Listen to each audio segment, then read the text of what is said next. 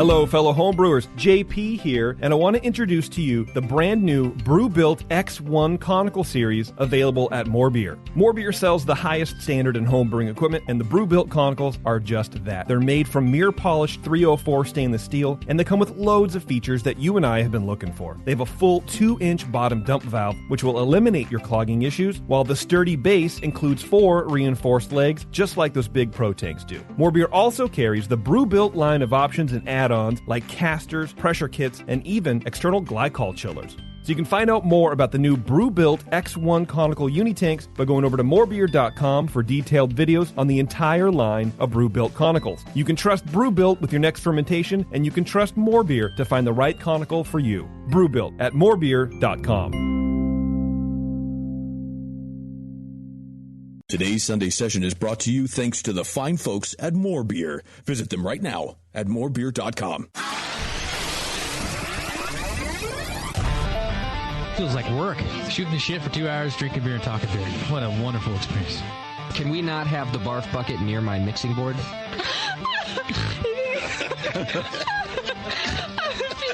I think everybody could read the book. I knew you were going to use this book as an excuse to quit doing this show. Mrs. Bub, if you want, I can mail you the Bub Timer. Yeah, Newcastle, especially in the can. Have you ever had it in the can? No, I have not had it in the can. Notice I closed my eyes and I concentrated really hard. Now, live from the Brewing Network studios in Northern California, this is the radio program for home brewers, craft brewers, beer lovers, and beer geeks. It's your only source for live beer radio that brings expert brewers together with, well, expert drinkers. This is the radio program with a head on it. This is The Session.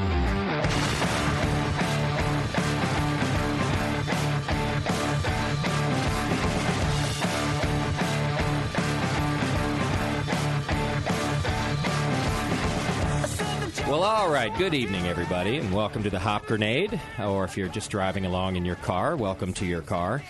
As you're listening to the program, another fine session. It's our post-Thanksgiving session, which is always fun because we get to talk about how we gorged ourselves over the holidays. Sure. Different than other weeks. We're very conservative around here. We don't normally overeat. No. Or overdrink. No, never. No. That never. We don't over anything. No. Except for maybe work. We never overwork. Well, and overachieve. Yeah, we don't true. We don't overachieve and we don't overwork. Right, ever. Either of those things. Kim Shimke's here. Maybe she overachieves every now and then. I pretend to. You do? Yeah. Just a little? It's just a facade. Okay. She's stellar all the time. We had this conversation before the show. Right. Her normal baseline is stellar. Oh. Then, delightful. Then delighted. Wow. But to me, that's a reversal. But delighted, not delightful? I can be delightful. How about Delovely? I haven't seen that yet.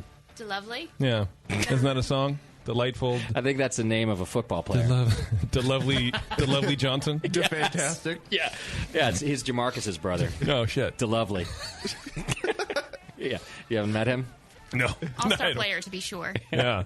Well, welcome to the program. It's good to be back. We had an off week last week. We have an off week every week. We're trying to. This might be an off week also. I do believe that next week is also an off week. Is it really? Yeah. Oh, wow. It's the local homebrew club is having their annual Christmas party. So nice. We're a sponsor of it here at the Brewing Network. We donate some things to give away, and that local club Doze has been so good to us over the years that I just like to go to their Christmas party. Yeah. So they asked well in advance, hey, could you please take the night off, because Tasty's a part of it, Doc is a part of it, and if we're doing a show, they're stuck here, and so we'll be off next week for the Doze Christmas party. Great. But hey, we're here this week, and what more could you ask for, really?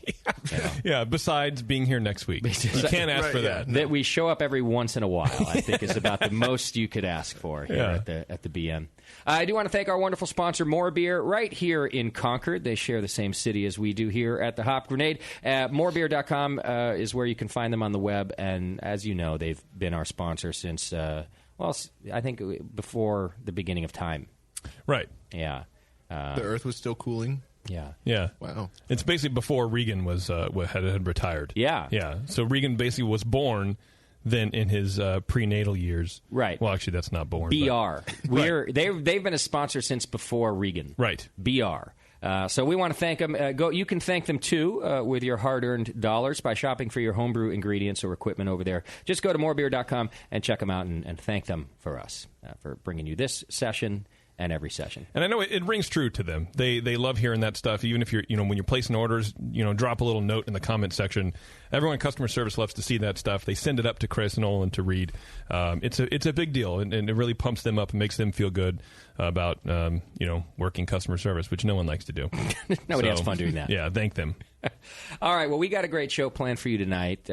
We've got Bike Dog Brewing Company in the studio with us from Sacramento. Yeah. Hell yeah. Now, I'm having my first Bike Dog beer ever right now in my glass. It's their Mosaic Pale Ale, and it's awesome. And I've heard nothing but good things about this brewery, so I'm stoked to have them in here tonight.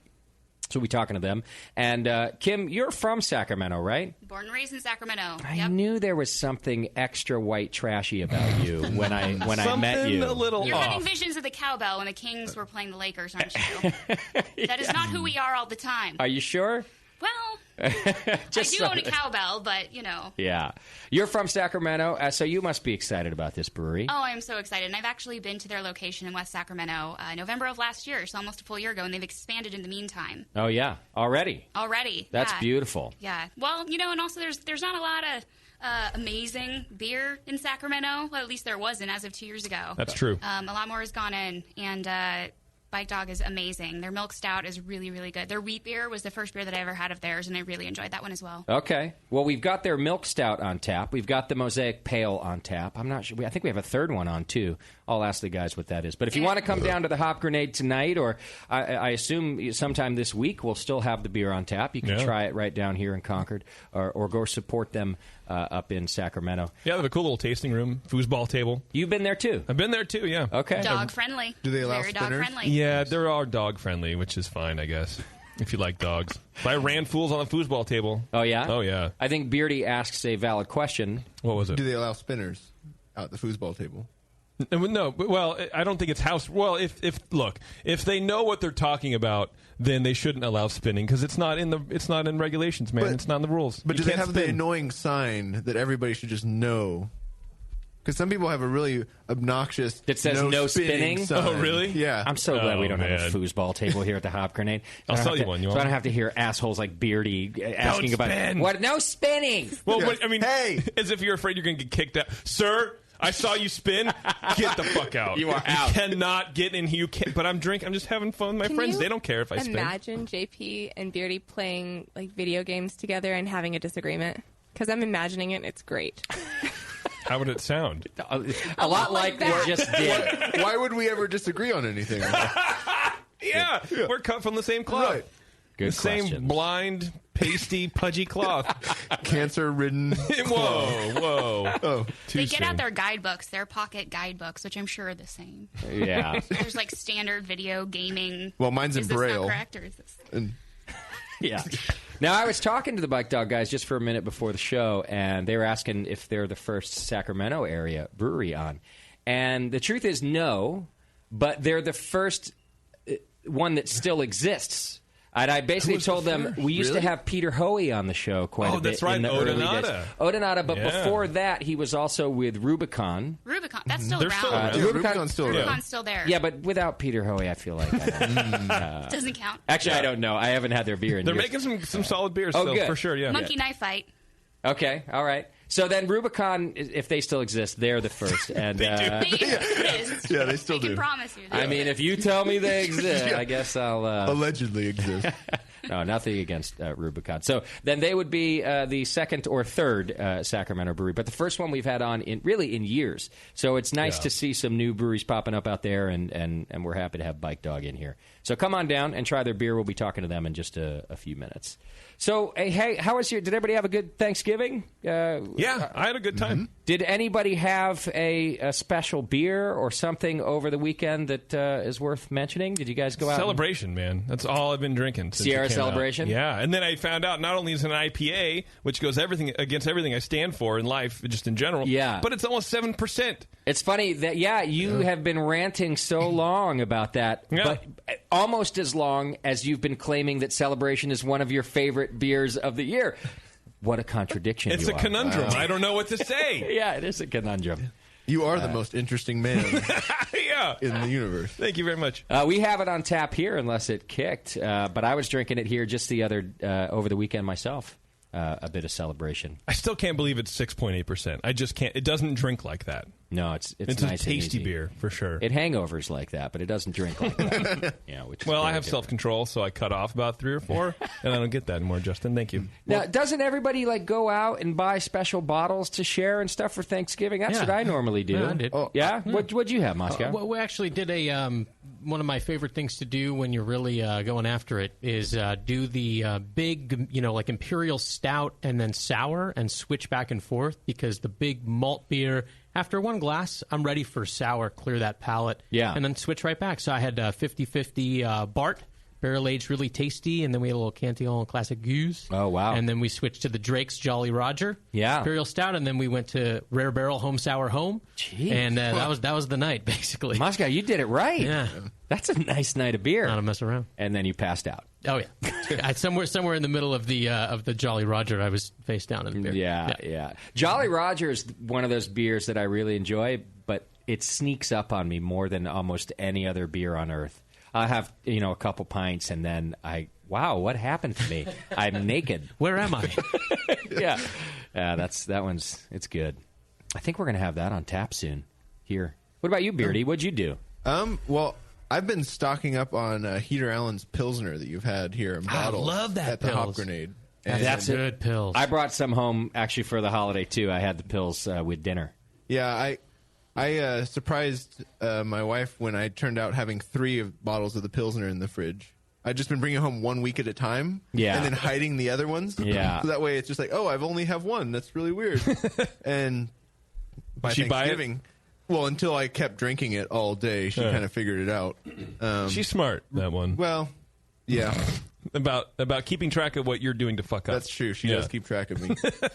We need to get Heater Allen on the show, I think. We do. Their beer's Definitely. awesome. Yeah. Yeah, and that pills blew me away. Where are they from? McMinnville, Oregon, I believe. Okay. Yeah. And I think it's a father and daughter brew team. Okay. At least initially it was. I don't know what they're at now, but their Pilsner is fantastic. I've had their Oktoberfest. Their Kolsch is right here. Just got tapped here. Is there Oktoberfest, Bobtoberfest? Yes. Yeah. I brought home a bottle, but I didn't crack it open yet. It's tasty. I haven't got open that one yet, but I just was hitting their Pilsners over the holiday. It was great. Brought last time you were in Oregon last year. I think you brought some Pilsner home, or was it Hellas? I think last year. Yeah. Pilsner probably. Pilsner. Oh God, it was amazing. Yeah. I've been searching. I mean, you can't now. You can get it down here, but for a while, Right you here? just couldn't really get it. Yeah. Right. Yeah. Once I saw it here, I've just been buying a bottle every time I'm here. It's great. It's your fault. that it's funny. nobody Right, I'm running you guys out. Yeah. The Heater Allen pills. Yeah. I searched. I was like, I think someone recommended them before, so I searched my email. It's from Beardy, suggesting Beardy. Heater Allen. Hey, you guys, you could always just talk to Scott. Yeah, I'm right here. Beardy. I've mentioned it to him, and also Jay from the Rare Barrel is a big fan of Heater Allen. Okay. Yeah, I brought it up and too. Jay and I were talking about it, and Scott was sitting at the bar, and Jay even yelled over at Scott, "Hey, get Heater Allen on the show." Okay. Well, And that was a couple months ago. So just email me then, man. Come on. Right. again, Yeah. When did I email you? July 10. 2010. Right, 4 years ago. What about you, Kim Shimke? What did you have over Thanksgiving? I brought Midnight Sun Treat, chocolate pumpkin porter. Oh, yeah. It's a dessert beer. I also brought Hopworks, their winter ale. Oh, yeah. That's really good. I like them a lot. I've actually haven't had a lot of their stuff. Why are you laughing? You're talking Hopworks Urban Brewery in Portland? Portland, Yeah. yes. How did you get the beer? You didn't buy it down here. I know someone. Connected. I have a dealer. Connected. Okay. I know Went some to people my who know dealer. eBay alert. She does live in dealer. Oakland, so she's like. I thought she was in Sacramento. I have a corner. They're the same. I go to the corner and I run them corners. and I'm like, hey, I run them things. what you got this week? I've got some hub. I got that icicle, baby. Get that icicle before she melt, girl. Get your hub on. Get your hub You're on. like- Got some hub, baby. All right, I'll take a nickel of that. Make this be the center of your night. Get your hub on. What else do you have? Got them hubcaps. All right, make it a dime. Fuck it. I got 3, baby. 3. All right. So You're what else almost did you too have? good at this. I've been watching a lot of The Wire. Sure. That old show I'm on sure that's HBO. exactly So what you know that you know is. what's going on the corners. I know how to talk on the corners and how to run them things. You're binging on The Wire right now, and it's affecting your speech. It really is. Yeah, Terrence came over the other day, and I started talking to him like a Baltimore street youth, and then I eventually apologized and let him know that this is what I was doing. Like, I'm sorry, I'm really not this racist. I'm watching wasn't television. Racist so much as just it affected my speech pattern for sure. Yeah, and then I did a lot of this, like you take your fist and you punch your hand a little bit, like For emphasis. Yeah, you emphasis. Sure, it's like an exclamation yeah, I'm doing this point. thing, or you do like rub your hands together, and you go, like LL Cool J, like lick your lips a lot. Yeah, all that kind of stuff. Even saying like a lot, not a lot, but a lot. Put an A in there for no reason at all. Yeah, just get that accent going. I've been listening. There's this new station in the Bay Area that's it's like old school. It's a bit of old school rap and R&B with a tiny bit of new stuff mixed in. Mm-hmm. I don't know why I'm listening to it, but I am. I'm listening to it all the time. You need to stay in touch with the youth. And I find my speech changes too, but the problem is it's like from the early 90s. Yeah. So there's nothing cool about it. I'm dropping things like they're hot. Oh, you know, yeah, you are. and then I'm like, well, no one who says that anymore. So I get the people are. I love that you have an internal debate about it. Right. I do. I talk to myself about it, and I'm like, why did you just drop it like it's hot? Nobody does that. Come on, Like, Jay Nizzle. Are you? Yeah, I call myself Right, a lot Nizzle. of, lot of different izzles. I got to go on the real tip right now. Yeah. It's real talk. Yeah. Anyway, did anybody cook for Thanksgiving? Oh, yeah. I made the Sean Paxton's IPA garlic mashed potatoes. Oh, that a boy! People love those. This is the third year. That's the only thing I need to do. So I asked Taryn's aunt. This is where we all go and sup. So And, she's Celebration Ale and IPA mashed potatoes have now flown under the IPA radar. I know. Okay, just checking. Oh yeah. Do the potatoes Keeping a taste tally and hoppy? checking in. Good. I'm a farce. He does like wearing cardigans a lot. Are you a hipster? Oh. Look, I liked garlic IPA mashed potatoes before they were cool. So Yeah, before anybody Is the knew man about wearing them. the glasses and the fedora? hey, the glasses are a genetic default. Yeah, I mean, What what do you about the want from fedora? me? What's your excuse for that? Covering up my other genetic default. Yeah. It's all genetics. Two Touché. good excuses. Touché. Blame the jeans, girl. But I have a Motorhead shirt on, so that recovers some sort of street So cred. the contradiction is alive. Thank you very much. Yep, Yeah. keeping it alive. I'm a walking contradiction. So Anyway. you brought the IPA mashed potatoes to dinner? And that's what Taryn's aunt she says. She'd be all like, just bring that. That's all you need to do. Just bring your game. Yeah. And I'm like, I got this. Don't worry about me. I'm Okay. gonna float on. Okay. I don't know what he said. He thinks that's not a real thing. It means he brought mashed potatoes to Terrence's family's Thanksgiving. He got me right in there. All right. I got you, boo. You never heard Float On by the Floaters? Bay. Okay. No. Stop. Bay. I got you, Bay. Don't even worry about that. All right. Yeah. Well, that sounds great. What did you do? I cooked the turkey for the third or fourth year in a row. Yeah. How did And you I cook used it? to do actually Paxton's beer brine, but now I do Paxton's beer brine without the beer, Yes. mixed with Alton Brown's turkey brine. I put yes. those two together. I don't do the beer because a couple years ago I decided that it was too difficult for me to watch that much beer go into a bucket that I couldn't drink. Right from when Yeah. you were done with it. Yeah, that and there's some people in my family that don't need the alcohol flavors in their life anymore, and so I was like, I'll just remove the beer. Well, they do need it. That's do the problem. Well, yeah, maybe that's the problem. And so, but you know what? There are people who say brining does not make a difference in the turkey. What? There are. And I am Liars. here. Yeah, there are people, yeah. and I'm here to tell you, those people are idiots. There's still people who think we didn't land on the moon either. So True, and Elvis is alive. And you can do it for 24 to 48 hours. I've actually done it for 12 hours, as little as 12, because I got busy, and it still works just awesome. I've done the beer brine once, and I've talked to people who've done that same exact recipe, and you don't get a lot of beer flavor from it. So maybe I could go back to it. yeah, well, and you're also wasting a lot of the beer. That I don't That's like, the problem. Right. That was my main And issue. if you buy a bunch of good beer for it, and you're pouring it in this bucket, like you said, and it's like, well, you're still going to get the same flavors without the beer flavor. So Right. let's not worry about it. Let's drink that beer and make out in the closet. Agreed. Yeah. So, turkey. That's what I did. Nice. Yeah. Came out good. Did you bake it? Fry it? I baked it. I brined it for 24 hours or so, and then this probably isn't a trick to other people. It was a trick to me I learned just a year ago. And then I bake it upside down, breast side down. not breast side up. Breast side down. Okay, so with the spine up. Yeah. Okay. And that way, all of the drippage that happens is dripping through the breasts. I like it that way. Mm-hmm. I think it tends to not dry out as easy.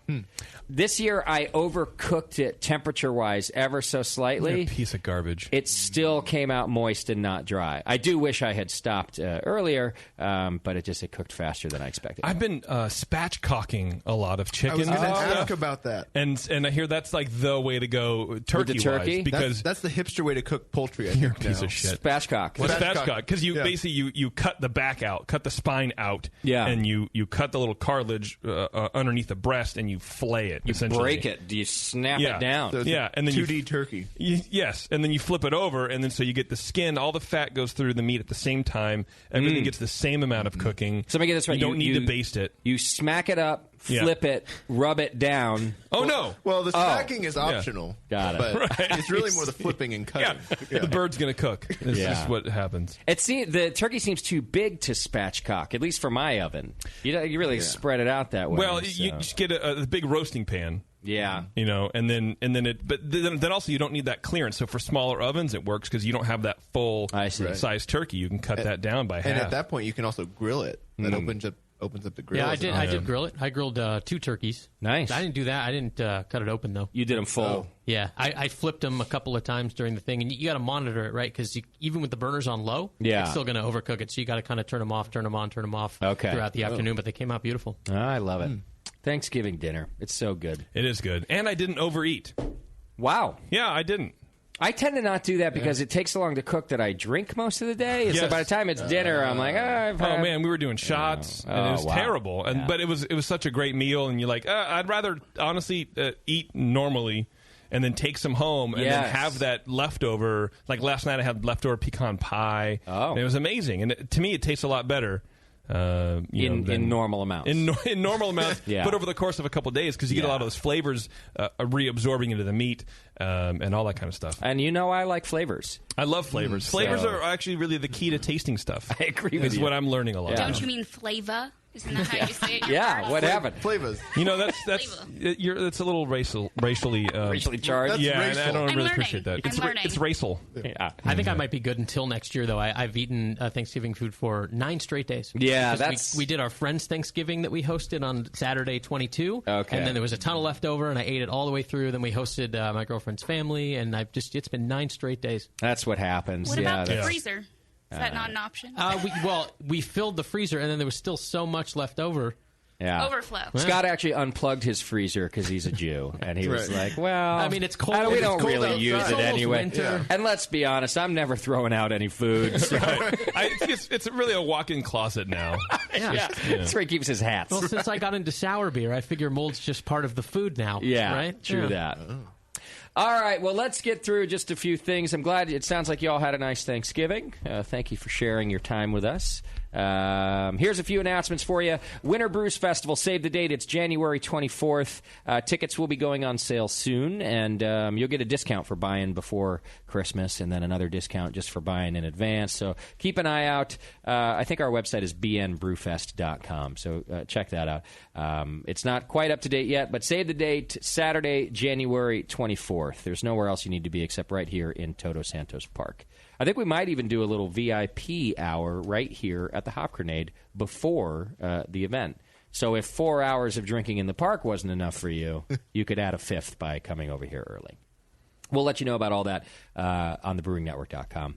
Our Ugly Sweater shirt, our second annual Ugly Sweater shirt. It's now going to be a collection, I think, because we did it for the first time last year, and we've got a new one up right now. It's only for sale until December 7th. So go to thebrewingnetwork.com/on-tap, and you'll see it right there. You can click and buy. I believe right after the 7th, we will produce them and ship them out as quickly as possible. This one features pooping reindeers. And, who doesn't like that? What's more charming? Grenade pooping reindeers. Yeah, that's not just any poop. They're grenade poops. Right. Hop grenade poop. The sizes run a little large. Last year, mine ended up being like a nightgown. Oh, is that right? Yeah. Okay. So you were shirt cocking people all day. Yeah. Assuming, and not spatch cocking, but shirt cocking. Not my nightgown. It's different. but Candy's night gown. Right, exactly. Okay. Yeah. So she was sure cucking people all day. Sure, yeah. Well, most Warren, of me. look! Put my hands up. Warren, look! I'm in a roller coaster. You're like, yes, Candy, I've seen your penis. It's fine. It's great. It's huge. Thank you. Right. All right. So, Ugly Sweater, just brewingnetwork.com/ontap. Got a lot happening at the Hop Grenade this week. Of course, we've got Bike Dog Brewing Company in tonight, so their beer will be on tap. Then on Wednesday, we've got Tahoe Mountain Brewing Company coming into the Hop Grenade to share some beer with us and talk about it. Then on Thursday, we've got Lucas, Ohio. Remember Lucas, Ohio? Oh, wow. He's been on the show, and he played Winterfest last year. He's going to come perform with the Lucas, Ohio Trio here on Thursday. And then on Friday, our friends up from Corvallis, Oregon, Flat Tail Brewing Company is releasing their beer in our market here in the Bay Area. Oh, yeah. Right here at the Grenade. They're doing their release party with us. So it's a busy week here at the Grenade and a lot of good beer happening. So you should come out and check it out. You can support the Brewing Network by shopping on Amazon, Christmas shopping, everything that you do. Just click the Amazon link on our homepage and then shop as you normally would. You won't even know we're there. Watching. Waiting. Everything. That noise in the bushes, that's us. And so many of you people do it. We appreciate it. It's really just a great way to support us while you do your normal shopping thing. And December has usually done pretty well for us. You guys support us really well, so please continue to do so. When I was buying my costume for JP's Christmas party, I clicked on the BN link yesterday. Thank you. I like it. Yeah. I anticipate like a ballerina costume coming up as this item of the week. Right. What is our Amazon item of the week? Well, next week it'll be the costume. This week it is AC Delco PF458G Professional Engine Oil Filter. It was $9.15. We made 73 cents, but I bring it up because I always wondered this. This is presumably somebody changing their own oil. Yeah. Why do people do that? And I'm all for I wrench on my own car. I do it every love day. it. Every day he does it. Yeah. He's very conservative with his... It's dirty once you start the car, right? I guess here's the point. There's a lot of things you can do on your car that would ultimately it's going to cost you $1,100 to do whatever, and it's a $90 part, and I fully get that. But changing your oil that costs $25. Well, and even if you know what you're doing, that's a 2-hour process, and it's dirty. And why do people do that? 2 hours? You're leaving out one. You don't know what you're doing if it takes 2 hours. How long does it take you? 20 minutes, 25 minutes, Half hour? less than half an hour.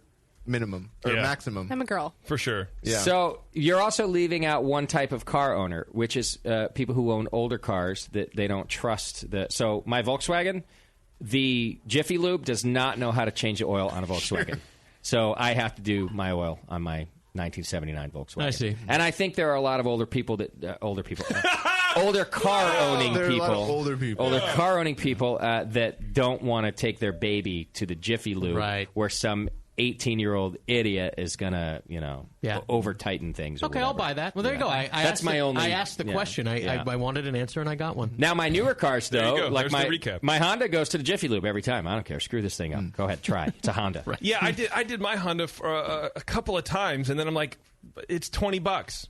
The fuck am I doing? That's all I'm saying. I could sit in my car and let the cokeheads down below. Yeah. Tighten my, and that's all they do. And it's an extra $5. Yeah, I took it to my friend's shop, and that's all they do is use meth and coke and wrench on your car and drink oil. It's weird. Yeah, but listen, I don't let anybody who's not on meth or coke work on my car because they're focused. Yes, and that's what I like, which is our problem. We're not super meth heads, right? But they're focused on the oil and not on the condition of your CV joints. Right. Check the boots for cracking, and you take it to a mechanic for that. Well, thanks for buying it, whatever you're doing. There you go. All right, subscribe and join the BN Army. Just hit the donate button on our homepage. If you become a recurring donor, you're entered into the More Beer monthly donation giveaway, which qualifies you to win $100. We give it away every month, and you can go spend it over at More Beer. We thank them for sponsoring that. Get all these updates and more over on Twitter, and then send your show ideas over to Scott the Jew. That's Scott@thebrewingnetwork.com. Send feedback to feedback@thebrewingnetwork.com. JP, do we have a Twitter game? Yes. Twitter game's brought to you today by our good friends over at Adventures in Homebrewing. Go to homebrewing.org and check them out. They've been sponsoring us for quite some time, and they're good at it, and we like them for it. They are good at it. So check it out. That's for sure. Homebrewing.org. What's our Twitter game? Well, as you may or may not have realized by now, Tasty McDole is out of the studio tonight. He's a little sick. Yes. He's feeling under the weather. He was kind enough to stay home and not give us all the tasty flu, which sounds kind of intriguing at the same time as repulsive, and I appreciate it, and yet am saddened because I don't know what it is. We don't know what the tasty flu is. Right. Okay. It could be something really great. I don't know that. I get it. But anyway, he's out sick, and so I want to know if the BN Army understands what his regime is to make sure he's back in top brewcasting condition. I see. What is he doing? Is he burying himself in a salt pack? Right. Is he on the roof in his underwear yelling at people because he's in a fever? He has some weird fever, like, fever hallucinant. Don't forget, he also has a broken arm or something, broken hand. He's probably He's not You're so concerned, Dustin, I can tell. There's some shit. Something's wrong with him. Yeah. I don't know. It's a broken thing. Yeah. All right, so anyway, how does he heal? Regime? Yes, how does he bounce back from this thing? All right. I want to know. That's your Twitter game. And you guys want to do some feedback? I think we got time. We got time. All right, let's do it. Feedback's brought to you today by our good friend John over at Beer Law Center. You can go to beerlawcenter.com, and he's the guy who protects the Hop Grenade logo from theft and infringement, and he can do the same for you. And if you think you don't need someone looking out for that, either your logo sucks or you're not paying attention to what's happening in the beer world. So go check out our good friend John over at beerlawcenter.com, and he can protect your great logo for you also. Your great logo. Yeah. You probably got on 99 designs. Yeah. The rest of you, save your cash. No one wants it. Right. Well, John might. Yeah. All right, so here is a nice piece of feedback from one of our female listeners, which we don't hear from too often. Dearest Brewcasters, it's my first time writing in, and I just wanted to thank you guys for keeping me informed and entertained while stuck in my stuffy office job. So entertained, in fact, that I recently became a sergeant donor in the BN Army. Wow. Thank you for that. I recently took a spontaneous last-minute trip to Portland where I spent the weekend getting wasty pants and playing multiple games of Boner Chicken with my boyfriend. Well Is done. It truly Boner Chicken if you also don't have a wiener? Well, yeah, but if it's invited, nay, warranted. It's your boyfriend. It's not Boner Chicken. It's just boner time. It was boner time. She's just being a boner generator. Okay. That's all she is. So we'll correct that she spent time playing games of boner time. Yeah, there you go. Right, yeah. All right. Spatchcocking. Yeah. Spatchcocking. You're spatchcocking. She's been spatchcocking all weekend. This whole time. All right. So on the way home, she says, I stopped into one of my favorites, Flat Tail Brewing Company, yes. and enjoyed a delicious glass of JP's collaboration beer. IPAs are overrated. Thank you very much, Nadia. I appreciate that. She says, I thoroughly enjoyed having a part of you in my mouth, as it was quite refreshing. I enjoyed it, too, as a matter of fact. There you go. Only a part, ladies. I paid my respects to the beer by not drinking any IPA for the rest of the day, JP. Except Celebration Ale, apparently. Right. She finishes by saying cheers and lick it, Brewcasters. So she understands the difference. Is she our first female donator? No. Okay. No? But I think she's the first one to make us lick it. Right. Yeah. Actually, the funny thing is, if you do look through our donor list, it's mostly female names, but I think it's because husbands use their wives' credit card. PayPal account to do it, or their credit card, because there's no way we have that many female listeners. No. We're way too idiotic for that. Yeah. So I'm sure Or women are too smart. So sometimes we'll get like a dispute, like, hey, there's this charge, and I'm always like, well, I'm happy to give it back, but you might want to talk to your husband first. Right. Just see if... Before you emasculate him. And usually when I do that, there's no follow-up there. Like, okay, yeah. Or the follow-up is, yeah, you're right, it was my husband, and cancel it, asshole. Thanks for reminding me. By the way, I'm single. Right. Okay, Fish writes in, hey, BN crew, hey, what happened to the glassware from the store? My favorite beer glass was the Imperial pint glasses, which by the way, that was... 5 years ago? Easily. That I bought years ago from you guys, and now mine's broken. And I went to your store and only found crappy clothes. I resent that. But you can't hold beer in clothes. Right. Yeah. Well, you can. You just got to wring it out. Yeah, but... Fish says, no more glassware makes me sad. Actually, it makes me cry. And I hope that makes you sad. No, makes me happy. They don't care. Yeah, right. Then goes on to say, what's the deal with the Sunday session? Are you guys still broadcasting live on the web? We are, but now it's Mondays. He's such a super fan. Yeah. Right. I'm tuning in on Sundays and no one's there. Clearly, the dude bought a glass, broke the glass, needed a new glass, and that was the last time he listened to the BN anyway. Right, yeah. So he's only writing in because there's no more glass. Because it's his favorite glass. He actually doesn't even brew at all. Yeah, he's like, are you guys even still there? Hello? This thing on? I need a glass. Yeah. Hello. Hey. I'm out of glass. Hey. I drove forward to the second window anyway. Well, to answer your question, we haven't had the Imperial pint glasses for a while. I will get some in. Whenever we put glassware in, you have to buy in such a large quantity to get an affordable price to sell it to you folks at, that then it sits around in a warehouse for quite some time. So we tend to just put it in periodically. And the last one we did with our really nice goblets. Yeah. But now they're gone as well, so I'll try to get some pint glasses back in. It's tough because we'll rotate it in. Because you have to put them in a box, and then that's expensive shipping. They're a tough sell. It's rough. What happened is a bunch of you buy them quickly, but by a bunch I mean we sell, maybe 200 of the 1,000 that I have to buy to get the right price, and then the other 800 sit for quite some time. Yeah. That being said, that's not your problem. I will work on getting some pint glasses back in there because I know you guys like them. Yeah, and we do the good ones too. Yes. Like these are the no-nicks we use here at the Hop Grenade. But that's what I like. They're talking about like the Gordon Beer style glasses that we always have. I really like those too. That's what I use at home. I like those, but I like the English Imperial pint glass. Okay. With a little bulb in there. I'll think about maybe doing some no-nicks. That's my favorite glass. All right, and then that's he my says, he ends it by that particular one. Remember to insert "suck it" blank here before I send this. Time to get another beer. I'll be right back. Not sent for my iPhone fish. Oh, so he wrote a note to himself. But then he didn't come back and say "suck it." Shit. So let's see. Thanks, and Bruce Strong writes in, I've experienced the daily iTunes daily limit issues before, but this week I've been unable to download any episodes from iTunes at all. Is there some larger issue? No, there shouldn't be, and in fact, when I got this piece of email, I checked them myself today, and I'm able to download everything. The Anchor show was quite late getting online because I screwed it up. But that's now there, too, and everything else should be working as well. Do send me another email. You might need to unsubscribe and resubscribe if it's not working for you, and we'll help you figure it out. I definitely have gotten a couple of emails in the last couple, maybe because the Anchor show was late about, and it's the classic standard. What are you guys? You're just doing one show a month now? Is that it? And right. What am I donating for? But same amount of shows as ever. There are no difference in shows. At 3 sessions per month, that has not changed for years. Something did break on our server side. Our server company sucks balls, but they're really affordable, so we use them. And something broke, but I don't think it affected the session. Anyway, even if it did, it's all working now. So if it still doesn't work, unsubscribe and then resubscribe.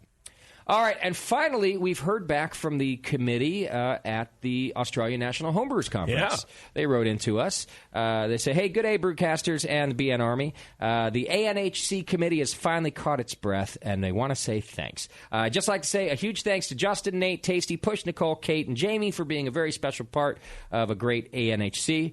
We hope you all had a great time, not only here and in Canberra, but as part of your side visits. So he goes on, I'd also like to say a huge thanks to the BN Army. You guys brought it strong, and without your support, we couldn't have got as big of a BN entourage as we were lucky enough to have. So thanks to everyone who donated. And that's really true. All of us wouldn't have been able to go without those donations from you guys. So thanks so much for doing that. I just appreciate it very much. Billy goes on, also for those that attended, the speakers' presentations are now online. So if you want to watch the presentations, and we're working on getting our videos that we shot of a few of the presentations on our YouTube page as well, which is youtube.com/Brewing Network. So if you're not a subscriber there, subscribe, and as soon as we put up those videos, I think one is up now, you'll find them. So otherwise, for the presentations, you can go to anhc.com.au for access to all of that awesome beer information. Cheers from Billy and the ANHC4 committee. Billy, you guys did a great job. Thank you for having us. And that was nice of you to write in, too. So, okay. There we go. You feel comfortable? You feel, satiated as to where we are? Yeah, I think so. We did all right? Yeah, I think I'm going to go take a nap. Really? Yeah. Like how long? Like a 2-minute nap or like? Yeah, like 5. Okay. 5 minutes. I'm going to take a 5-minute nap right now. When we come back, Bike Dog Brewing Company is in the studio with us. We're going to talk about their beer. We're going to drink their beer. And Kim, I hope you'll hang out for a little while too. I will be here. All right, we'll be right back. It's the session. Hang in there.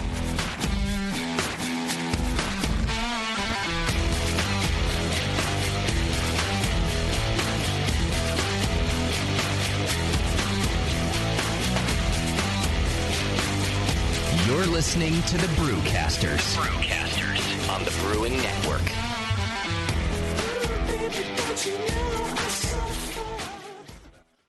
Since the first time the Brewing Network microphones turned on, More Beer was behind it. More Beer sponsors the programming on the BN because, like you, they love brewing. And like the Brewing Network, they love sharing their knowledge. Morebeer.com isn't just a website to place your next equipment or ingredient order. Morebeer.com also gives you access to free beer information that will make you a better brewer. Go to morebeer.com and click into the Learning Center. You'll find podcasts, technical facts, video tutorials, and more, including access to The Buzz, More Beer's social network of more than 5,000 members. And some of them might even be crazier about beer than you are. Get over to morebeer.com today and take advantage of The Buzz, the forum, the Learning Center, and make sure you're signed up to receive the newest More Beer catalog. More Beer, bringing you absolutely everything for beer making. The 21st Amendment. Watch out! Do you like beer? They make beer. Watch out! Do you like friends and fun? They make friends and fun. Watch out! Do you still like to have a good time? The 21st Amendment. Watch out! The 21st Amendment in San Francisco, located at 563 2nd Street, 2 blocks from the building where baseball is seen and played. Try their beers in the pub or try them in the can, featuring Monk's Blood. Made with real monk. Watch out!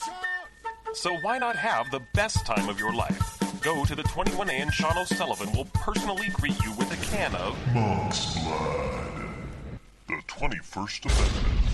Watch out! This advertisement is not in any way affiliated nor associated with the 21st Amendment Bar and Pub, nor its subsidiaries or affiliates. This telecast is not copywritten by the 21st Amendment for the private use of the Brewing Network. Any use of this telecast without Jamil Zainashev's consent is prohibited. Suck it, JP. Hi, I'm Jamel Zainashev, and in addition to my work on the Brewing Network, I write the style profile column in every issue of Brew Your Own magazine. Hi, I'm Sean Paxton, and when I'm not prepping for the Home Brewed Chef on the Brewing Network, you can find me writing articles on how to cook with your home brew for Brew Your Own magazine. Greetings, cretins. This is John Palmer, and when I'm not writing for Brew Your Own, I'm reading it. John Palmer, Sean Paxton, Jamil Zainashev. If you love listening to them on the Brewing Network, you'll love reading their articles, tips, and recipes in the pages of Brew Your Own magazine. Join Jamil, John, and Sean 8 times a year in Brew Your Own. And when you subscribe to BYO on the Brewing Network website, half of your subscription price goes right back to the BN to support great beer and food programming.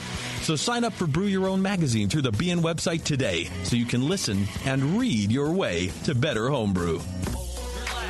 Are you a member of the American Homebrewers Association? Well, you should be. Members of the AHA can focus on brewing beer, and the AHA takes care of the rest. The American Homebrewers Association advocates on behalf of homebrewers like you to legalize the hobby in all 50 states and make sure that beer laws make sense. Plus, there are many great benefits that come with your AHA membership, like pub discounts that give you awesome deals at bars, restaurants, breweries, and more. Zymergy Magazine and eZymergy for tons of articles, how-tos, easy-to-follow recipes, and news about the hobby you love. And access to the members-only content on homebrewersassociation.org. But the AHA can't do it without your support. Join today so the American Homebrewers Association can keep fighting for your home brewing rights. Visit homebrewersassociation.org or join right now from the homepage of the Brewing Network website. Relax.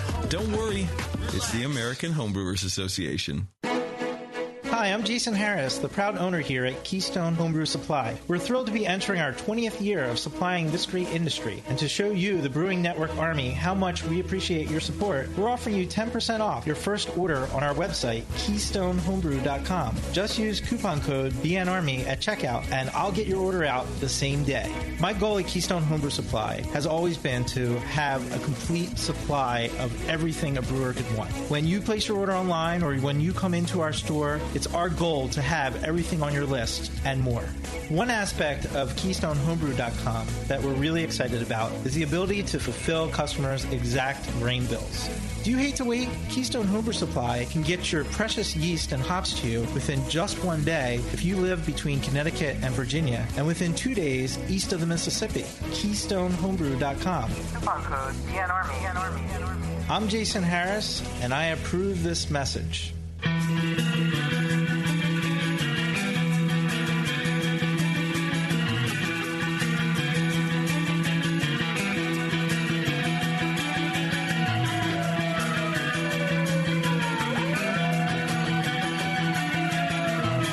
You're tuned into this session because life's too short to listen to crappy radio.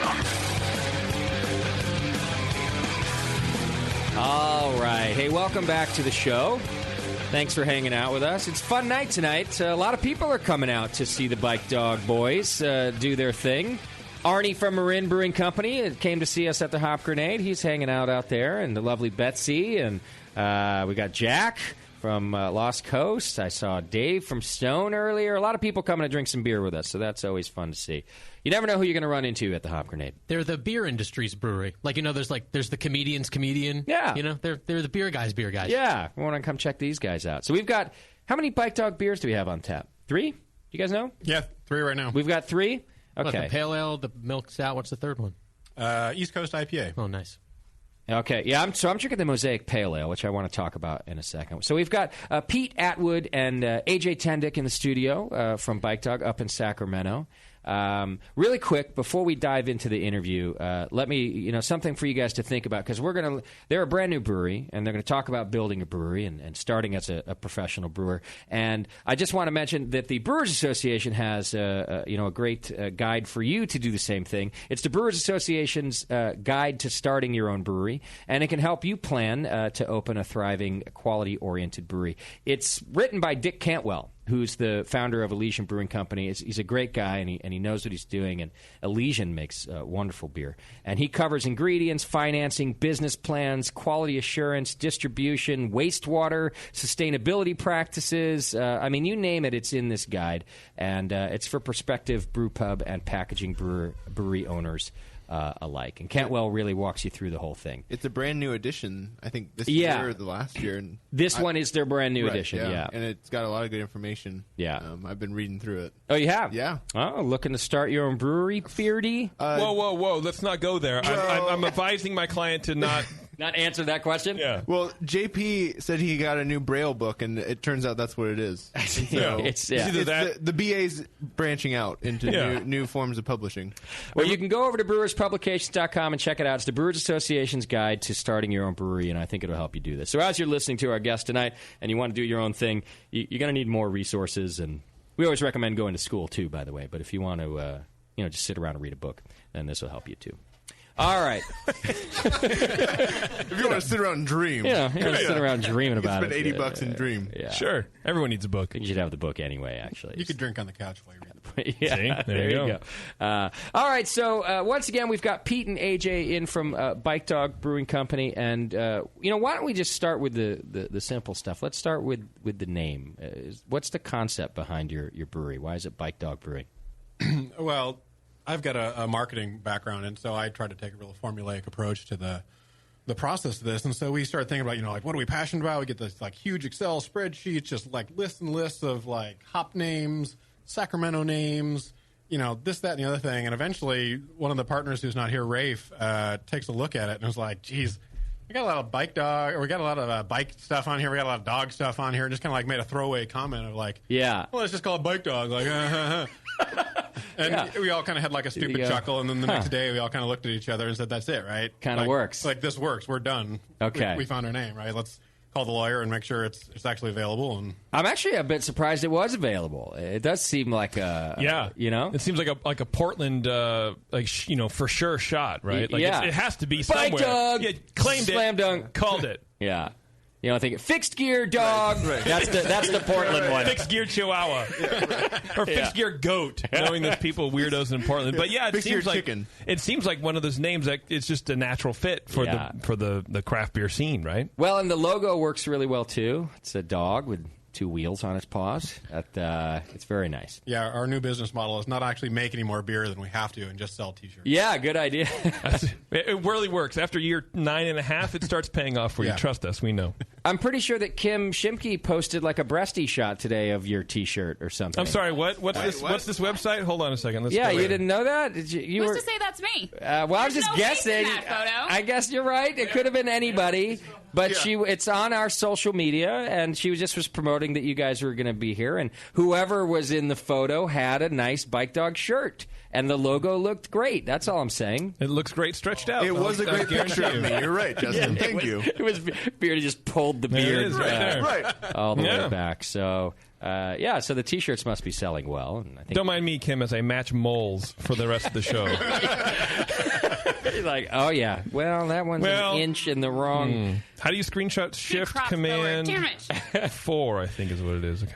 As we go through our interview, if you want to learn more about Bike Dog Brewing, you can go to bikedogbrewing.com. They've also got a great website where you can dig around there. So, when did you guys open? Oh, almost 13 months ago, mid-October 2013. 2013, okay. And how long had you planned the brewery before that? How do you guys know each other, too? Well, we all actually have day jobs still, and we all met each other at that day job, including my wife. Okay. What's the day job? Can I ask that? It's a government transportation planning agency. It gets really nerdy and boring. Okay. But it does mean that we get to plan bike routes and that kind of thing. So that's a nice positive, yeah. Huh. Yeah. Okay. And there's 4 of you that own the brewery, right? Yes. Okay. So is your wife one of the partners, too, just because you mentioned her, or no? No, she's one of the early inspirations. Okay. So Pete and I are the only 2 that brew.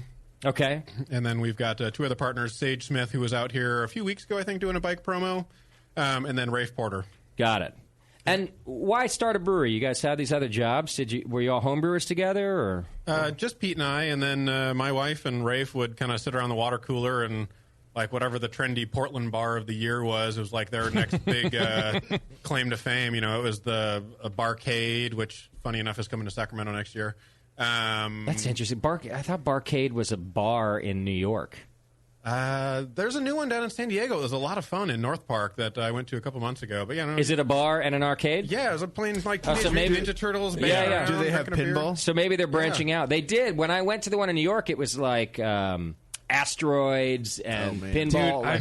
Dude, I wanted to do that for a long time. They had a joint in Denver called One Up. Okay, that's right by Falling Rock. That's another good name. Fuck, it's so good. Yeah, such a great name for a bar and an arcade. Barcade. Okay. One Up. Anyhow, go on. So they were talking about that stuff. Yeah, and so my wife was was a bartender at one of the early craft beer bars out in Roseville called the Owl Club. Familiar? I know exactly where that is. I've been there, yeah. Which is making a very triumphant return shortly. Okay. One of the old partners from Odonata, Peter Hoey's partner from there, is getting back into the craft beer game and opening the Owl Club back up and going craft beer heavy. Awesome. But anyway, so yeah, they would just kind of kick these ideas around, and it got around to craft beer, of course, because that's what's awesome. And then Pete was sitting next to him and was like, whoa. Craft beer bar.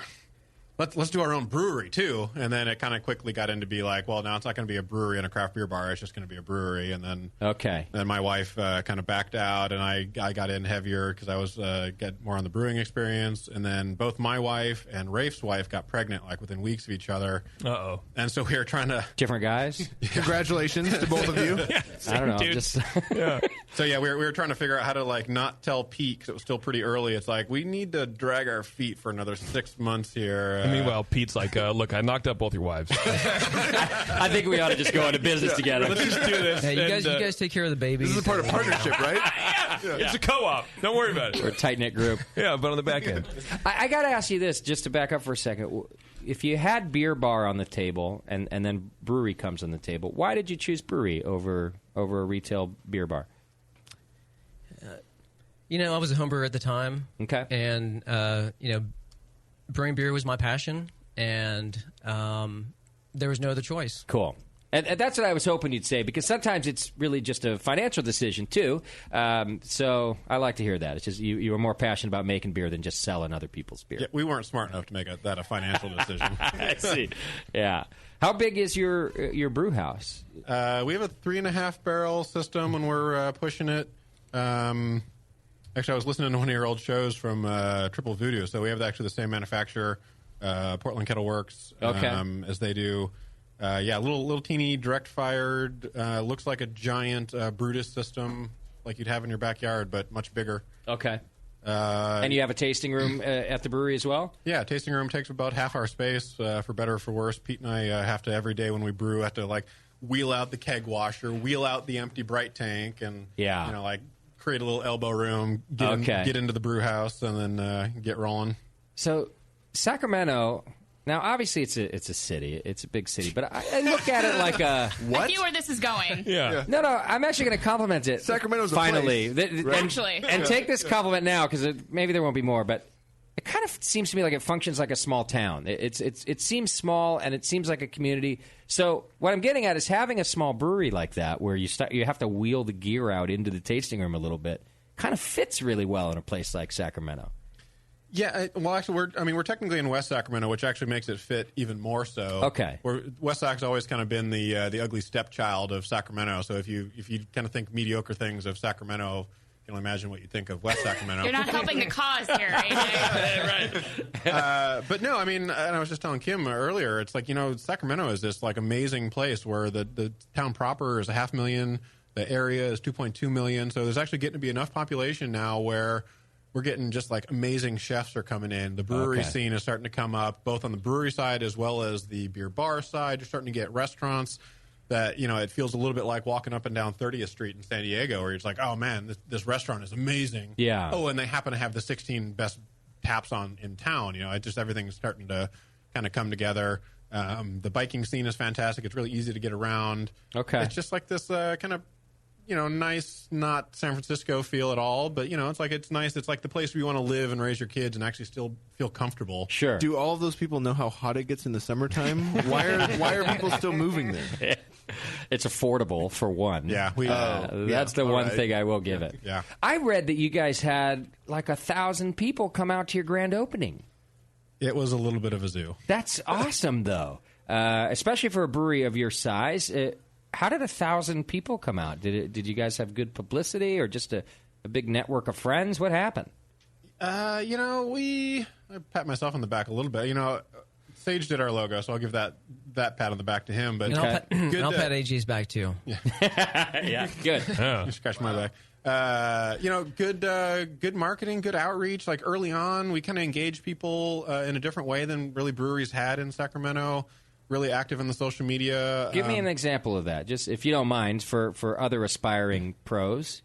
Again, so we did 2 open houses before we actually opened up, and I think we sold 200 T-shirts or something on our first one. Like, wow. We figured we'd have like 20 of our buddies, because at the brewery you can't do anything until you have a lease. Until then, you're just like some asshole pipe dreaming. Yep. And all our friends probably thought we were nuts. Like, oh yeah, haha, they're talking about beer again. They probably still say that, but we've heard that a lot, and we actually talk about. That's what we do. We talk about beer. Yeah. Okay, there they go again. We're still hearing it 10 years later. Yeah. And so we figured, well, okay, we signed our lease. Let's just have like a little open house. It was the last Sunday of Beer Week that year.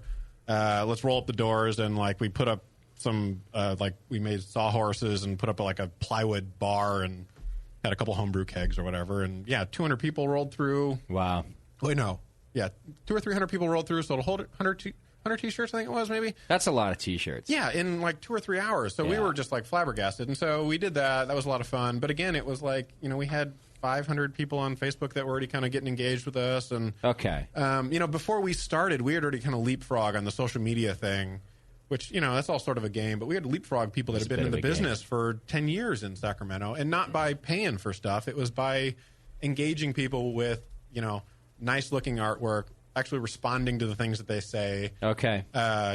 Opening your doors when you could. Yeah. It sounds like. Yeah. And so we did that again in the summer, sort of a crowdsourced funding thing that we did independently. And then, when we opened up, and then we also had, of course, the benefit, and this is the huge one that kind of trumps everything I just said, was the Sac Bee, the big paper in town, came out and did a featured story on us. Okay. The Thursday before, I think it was. And was that coincidence, or did you reach out to them and say, hey, we're here, what do you think about coming and doing a story? A somewhere in between there. It wasn't quite coincidence, but I think the stuff that we had been doing kind of reached them that way. But no, it wasn't. We weren't quite that proactive with a media list or anything like that. I always wonder about that from a media perspective, because sometimes, I don't know what it is, but some breweries just become the media darling, right? They get all the attention just out of nowhere. Even I mean startups too. Yeah. I don't mean your Pliny's of the world that are getting all. I mean even startups. Others completely under the radar. It's kind of like the Brewing Network is what he's trying to get at. It's like, how do we get the...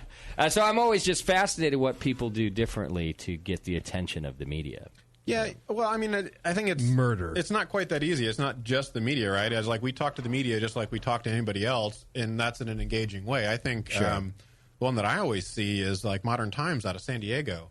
They set the record for the Kickstarter, I think, or whoever they went on to crowdsource funding whenever they launched off.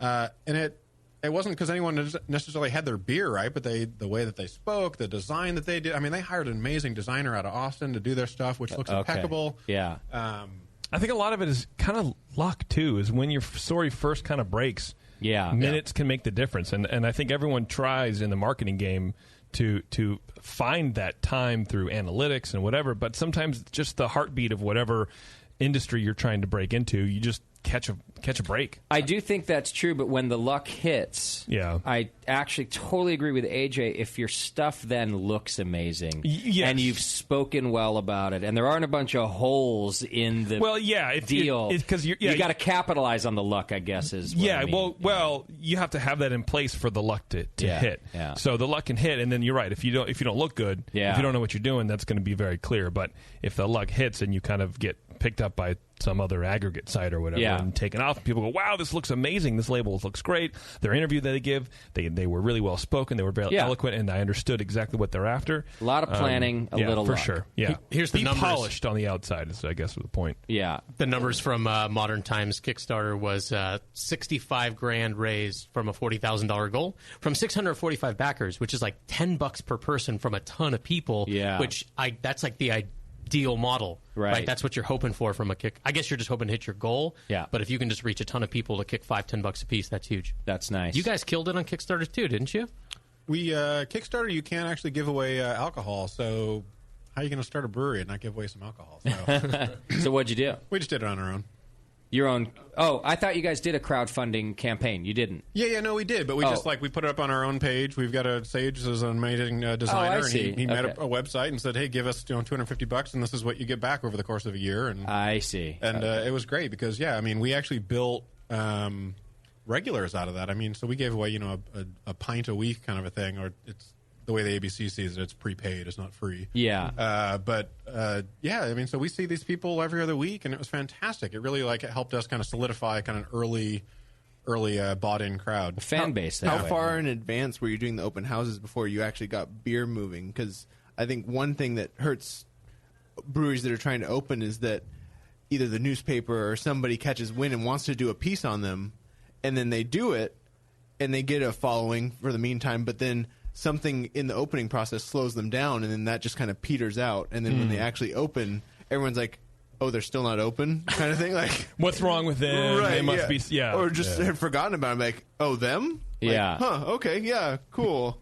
So I'm more into Alco Pops now. I don't even care. Four Locos, great. Well, I think your process can't go on that long, if that's what you're sort of saying. Well, right, so I was asking, how long were you guys between doing the open houses and those articles before you actually guys were starting to brew beer? Well, the first open house we had was... It was like June, I think? No, it was March, because it was the last weekend of Beer Week. Okay. And we had literally just signed our lease kind of the month before that. So it was way early. But again, the intent at the time was...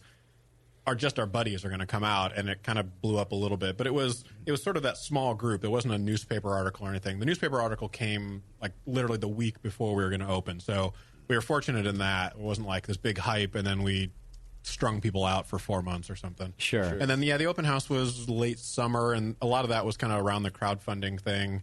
And we weren't technically open, but we were licensed at that point, too. Just the tasting room wasn't open, so that allowed us to actually kind of connect with those people that had already kind of pitched in. It was like, yes, this is actually happening. We're doing things. We're here. We're licensed. We're just not quite open yet. Why'd you guys choose the 3 Barrel Brewery?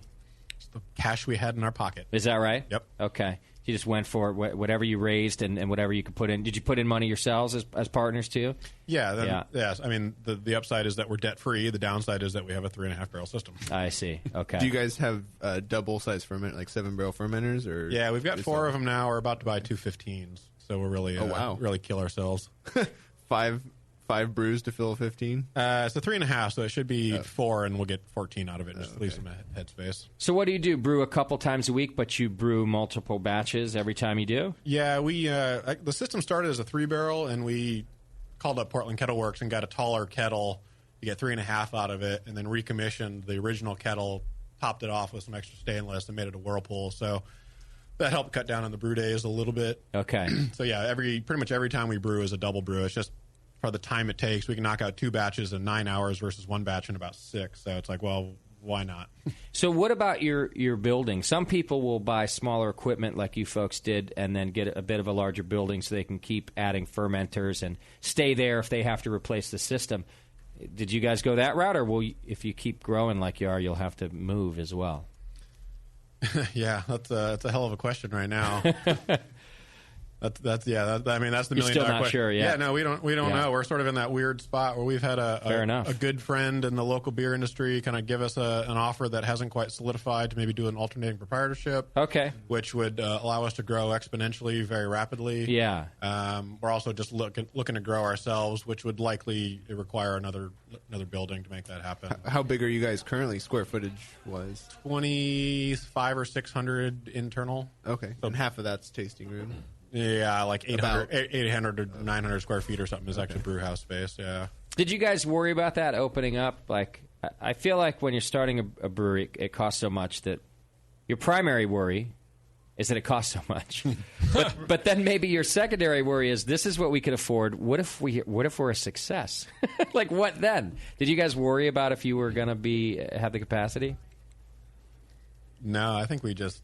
No. Just get it open and go for it. Get it open. Okay. Yeah, start making beer. Yeah. Hopefully it sells. Yeah. And then go from there. They're really worried now. Day at a time. Yeah. I have a question from Twitter. Okay. If you wouldn't mind. Yeah. Gabriel Hernandez says, how long were Bike Dog homebrewers before opening the brewery? What did you have, like 7 years, and I was about 5? Well, I started homebrewing shortly after college. And... Well, I made a shitty batch in college on the stovetop, too. No, I was actually making... I made that one. Yeah. I was actually making decent beer, I think. Destroyed my rental apartment stove. I made that one last week. I don't understand. Yeah. I mean, collectively, probably, 7, 8 years at least, I would guess. Okay. And often, were you really heavy into homebrewing or just kind of a casual side thing?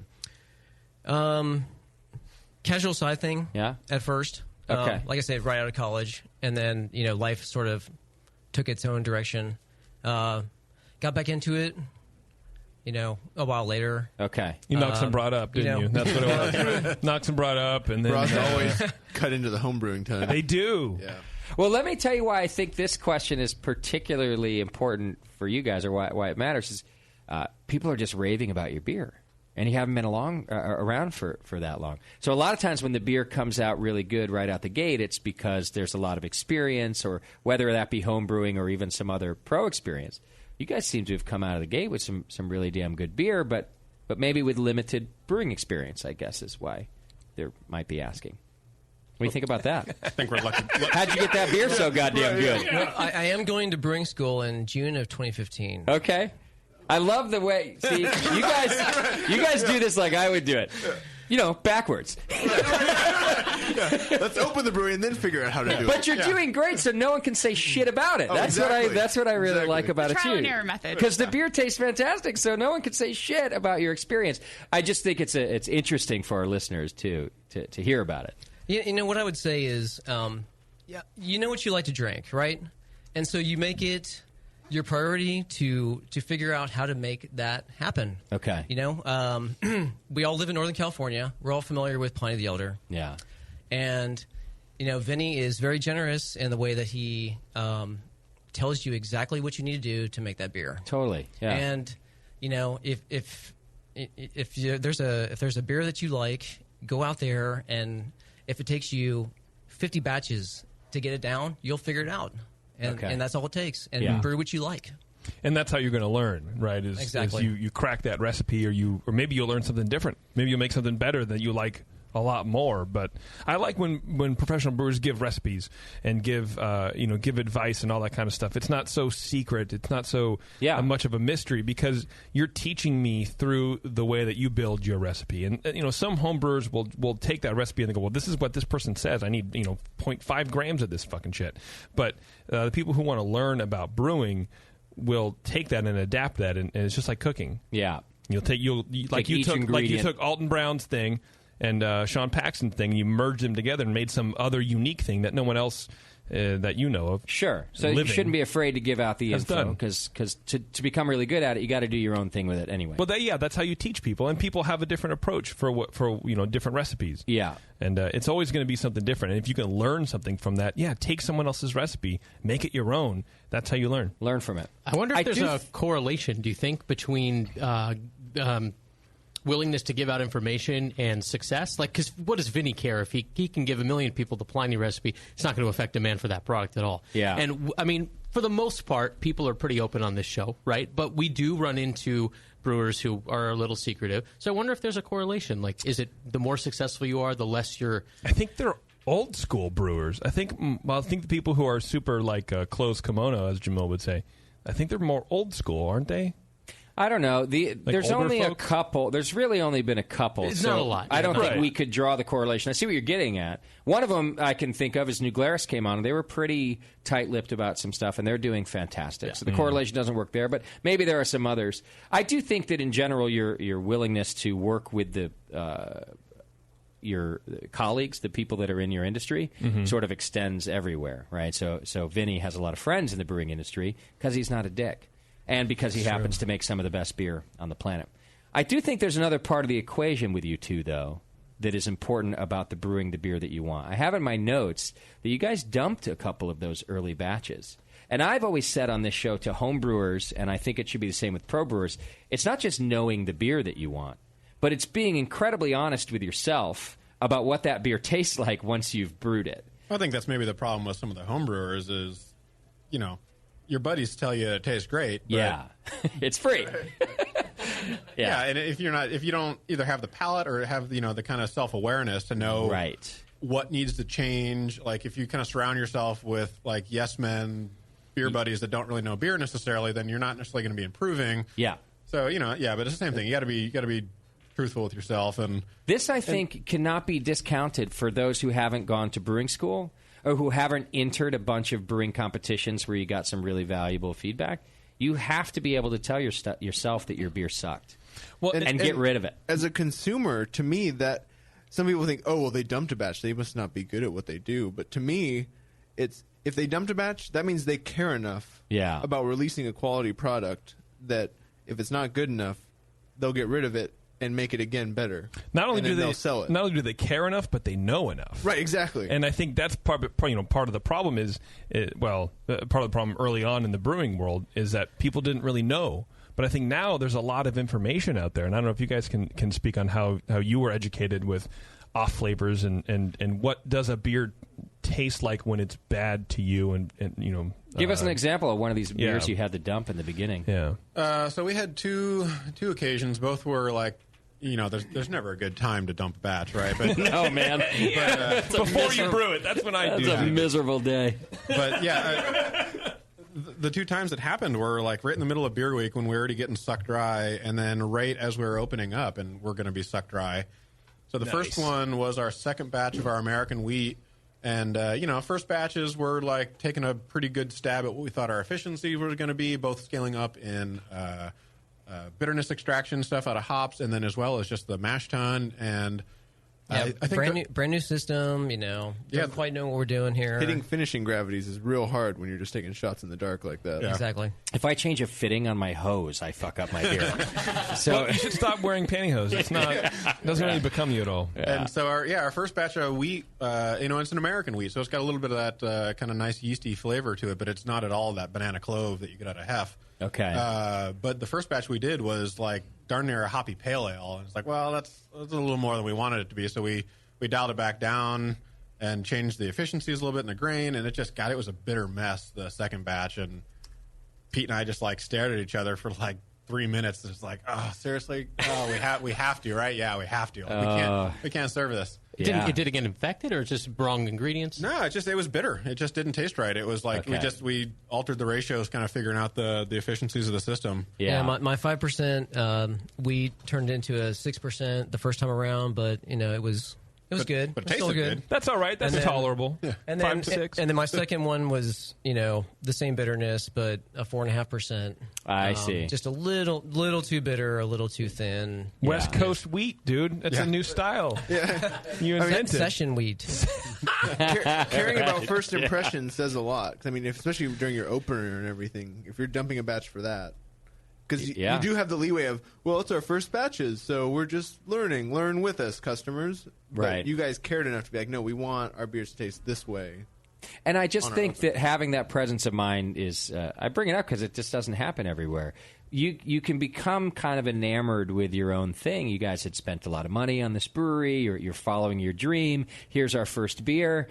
Sometimes that beer could taste great just because of all those things to you. Palate objectivity is tough. Yeah, in that environment. Right. And so it just doesn't happen with everybody that you go, you know what, we kind of screwed that up. We're going to throw it out now. Well, at least you knew where you went wrong. Yeah. Overshooting this and not maybe getting the numbers on. But when you got to throw your hands up and don't got to really investigate, figure out why, and don't do it again. But, sure. Yeah. Well, that's a good point. Yeah, knowing where to start at that point. Did you build into the budget at all? It sounds like you guys had a pretty tight budget. Did you build into the budget some test batches, some 3-barrel batches that might have to go down the drain, or did you just make it work? At the end of the day, what were we, like 140,000 deep by the time we opened? A couple $100 in grain and hops. You could piss that away 5 times. It was the time that was the killer. I mean, we had one bright tank and 4 little plastic conicals that we just pissed that batch down the drain. It wasn't the money; it was the time, the not having the beer right now. Like we were on our last 4 kegs, and there were 2 beer styles. It was like 2 stouts and 2 IPAs or something were tapped, and that was like at the end of our grand opening. That was all the beer that we had to our name, and we had stuff in the pipeline. But again, with one little 3-barrel bright tank, it was the next week. It was like, okay, well, we kegged up another batch of IPA or whatever it was, and then by Saturday at like 4 p.m., and we're only open Friday night and Saturday 2 to 9 or whatever. And Saturday by 4 p.m. we were down to 1 beer again. Okay, ouch. And then so that happened 2 weeks in a row just because we couldn't quite keep up. And finally got a couple more pieces of equipment in and helped it plug away. But that was just okay. It wasn't the couple $100 in grain and it's the time. That makes sense. Well, let's do this. I got to get us to a break. Let's come back and start talking about the positive side of opening and some of the beers. Because by 2014, at the end of SAC Beer Week, you guys won with your pale ale, right? Didn't you win an award at SAC Beer Week by 20worth or was that still 2013 even? No, it was 2014, but it was very early. Yeah, we're still very young, but it was very new then. All right. Well, we've got some beers to try, and we'll talk about these great beers now. I wanted to touch base on that stuff because I think it's interesting for people starting out, and not everybody's very forthcoming about their disasters. So I appreciate you guys talking about that with us. We'll take a quick break. When we come back, more from Bike Dog. You can hit the chat button on our homepage if you want to ask us some questions yourself. Just hit chat now. Or 888-401-BEER, and you can ask questions yourself. It's The Session, live from the Hop Grenade in Concord, California. We'll be right back with Bike Dog Brewing. You're listening to the Brewcasters. The Brewcasters on the Brewing Network.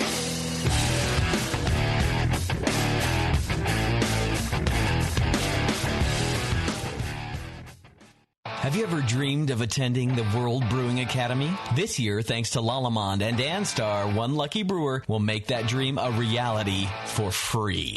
Lallemand and Danstar invite you to enter the Beer School 2015 contest. One lucky grand prize winner will receive fully paid tuition to the 2015 World Brewing Academy web-based concise course in brewing technology worth almost $4,000. From now until December 13th, 2014, every Danstar yeast pack packet you use is your ticket to enter. Visit danstaryeast.com for the details and to print your official entry form. There's no limit on the number of times you can enter, so get brewing with Danstar and get your entries in to the Danstar 2015 Beer School Contest. Whether you want to build your home brewing skills or build a career as a professional brewer, this course will change the way you think of beer and brewing.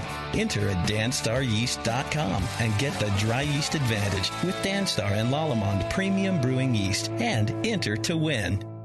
BN Army, I'm here to talk seriously for a second. You all are partially responsible for something explosive, and it's time you answer for it. Moonlight Meadery is exploding. Yeah, exploding across the country. Wait, they just landed in Australia with insane quality mead. With nearly 70 different varieties of mead on the market, Moonlight Meadery has blown up the mead category and completely reinvented it. Seriously? What? Seriously? What? You're paying money for that watered-down mead when you could have a Moonlight mead? Moonlight meads explode with quality and flavor. They're a party in a bottle. Did someone say party? If you want mead and want the best, you want meads from Moonlight Meadery and will accept nothing less. And now get 15% off by going to moonlightmeadery.com/BNArmy and use coupon code BNArmy at checkout. Hey, sign me up for that party.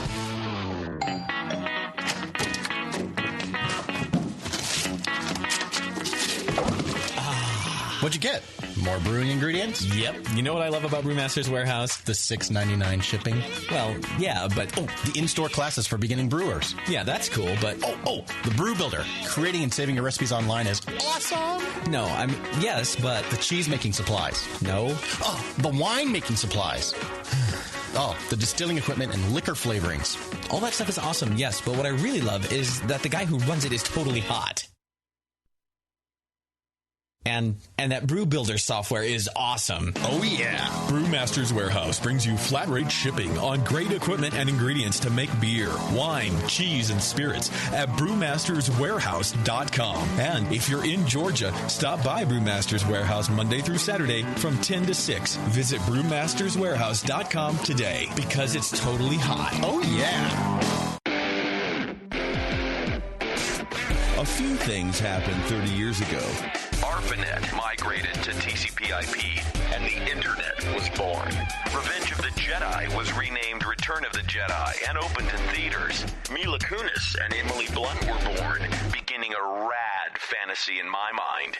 But all of that pales next to the fact that HopTech opened its doors and began blowing homebrewers right out of their mash tuns. HopTech doesn't fuck around. Real people shipping awesome shit straight to you. Their new website is fast and easy to navigate. Or just call 800-379-4677 and let badass bitch Jade and the gadget guy Roberto blow their warm load of customer service all over you. So visit the site or visit the store in Dublin, California, and support those that support you. Get your brewing on at hoptech.com. From the stovetop to a camp burner to some kind of brew stand, most homebrewers follow some version of this progression. With each move, a homebrewer will often have to change a lot, if not all, of their equipment. Until now, Blickman Engineering brings you the top-tier brewing stand, the only brewing stand that grows with you. For example, buy a top-tier floor-standing burner now, and it'll bolt right to your top-tier brewing stand when you're ready for all-grain brewing. The top-tier brewing stand is perfect for 5-gallon to 20-gallon batch sizes. Its modular design is adjustable and accommodates everything from small footprint coolers up to 30-gallon pots. How does the top-tier brewing stand do it? At its core is a strong, heat-treated, and anodized aluminum main post. On all four sides are built-in T-slots for the adjustable heavy-gauge stainless steel shelves and beefy burner tiers. The tiers accommodate any manufacturer's pots or coolers up to 21 inches in diameter.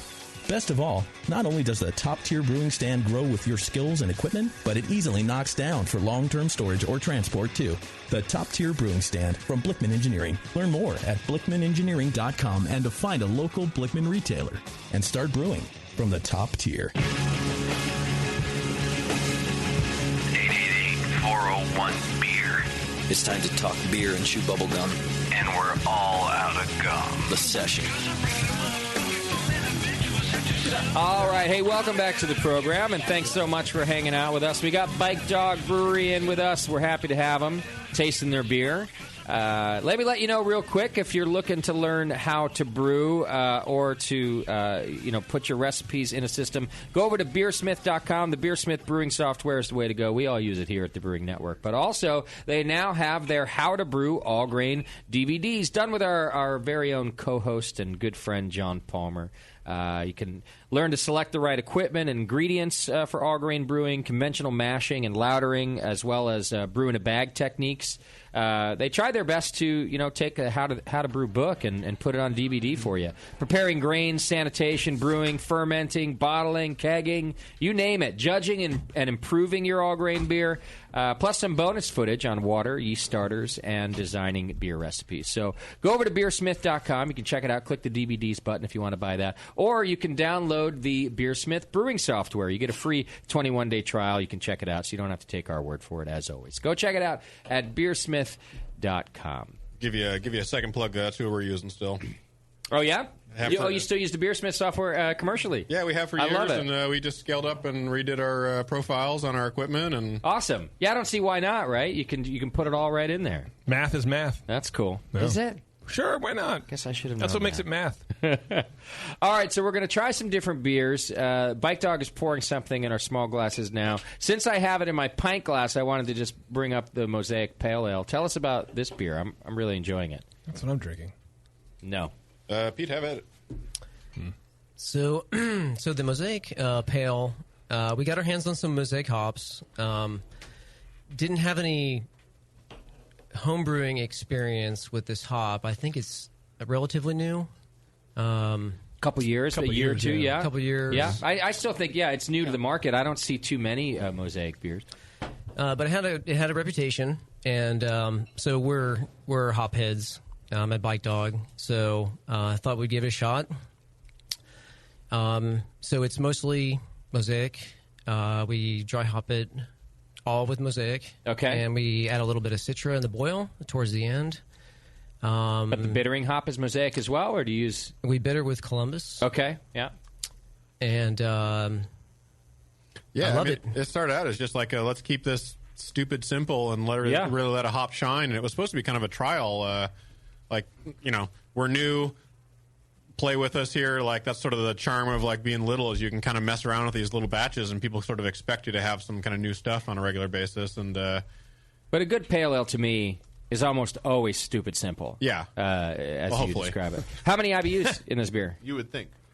Yeah. It's probably close to 45. Okay. So it's fairly low for bittering. Yeah. But a lot of hop flavor. It's not very bitter, but tons of hop flavor in it, I think. Yeah, that was sort of the point. Like, we're getting this kind of new millennia of hop heads and what people think of hoppy. Like, originally, 5-7 years ago, it was like, who can stick in 100-plus IBUs into everything? Doesn't matter what style it was. And now it's like, well, hoppy maybe means aromatic and flavors. And so that was sort of our game, is like, let's get enough bitter in there to balance it and dry it out real nice, but let's really make the aromas and the flavors shine. And with the Mosaic hops, it's kind of hard to miss on that one. So, what kind of yeast in this beer?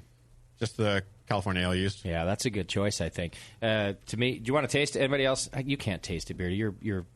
Your mustache will go in my beer and it'll gross me out. But I wanted you to have it because I feel like you'd have some good commentary on this beer. I could pucker my upper lip and kind of just avoid it. What if we lay you on your back and I just pour it into I could hold it above my mouth and just into your mouth a little bit? Yes, that way there's no Don't contact. You have straws here? We should have just beardy straws. Tasting straws. Yeah. Why not? Yeah. I don't want to ruin your head on your nice beer over there. I've had a couple of these tonight because I think it's a really great beer. It's easy to drink. The mouthfeel is on the thinner side, but in a good way, because I don't want this to get too heavy and IPA-like, even though it has all that hop flavor. It's pretty nice. What's the ABV? Do you remember? 5.3. Okay. That sounds about right. It's kind of right where I want all my pale ales. I want them heavy on the hop flavor. I want them about in the 5 to 6 range. I'm okay with a 6% pale ale. What the hell am I drinking then? Did you order a? I ordered a thing, and then I went to the restroom, and I came back. I was like, "Oh, this must be mine." Maybe I took some. I think you took somebody else's. Your first indication was that it was halfway drunk. What? I thought I asked for. I asked for a half pint, and there was a coaster on top of it. That's the whole thing. I snuck some Mook's Quest. There were some initials on the coaster. I didn't know what it meant. It said "Do not touch." Is this the pale ale that you won an award with, or was that a different pale? No, there was a different one. So for Beer Week, Dan Scott, who was running the Beer Week show there for a number of years, handed out a recipe that actually I think Peter Hoey wrote to really highlight the El Dorado hops, and he handed it out to everybody that was willing to play ball, and said, kind of no rules, do what you want. Yeah, and so.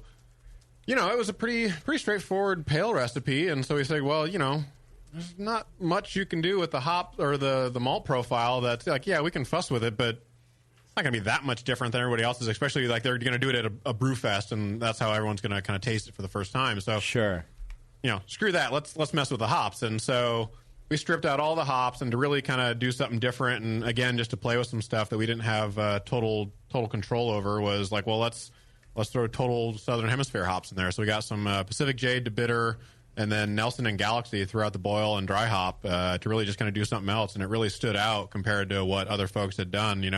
Some other breweries had a little more like English take, which is much more restrained but nice. And somebody else made it into an IPA, which was great and all. Yeah. But really, again, at the Brewfest kind of atmosphere, those really different, explosive, different hops kind of just stood out, and so we won an award for that.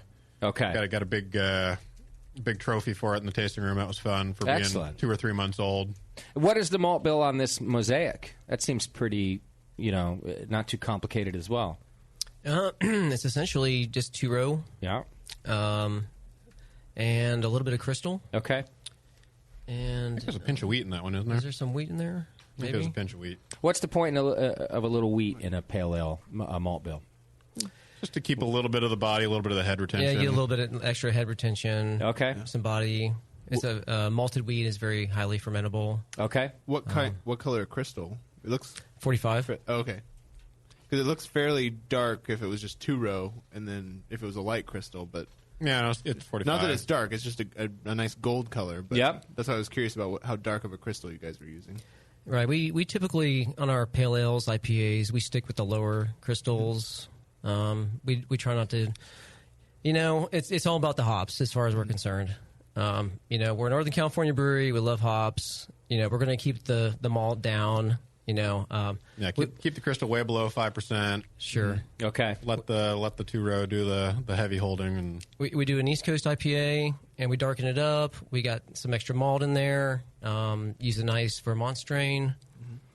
Turns out nice as well. Isn't the East Coast on tap? I think so. Yeah, it's on tap right now. I gotta try both.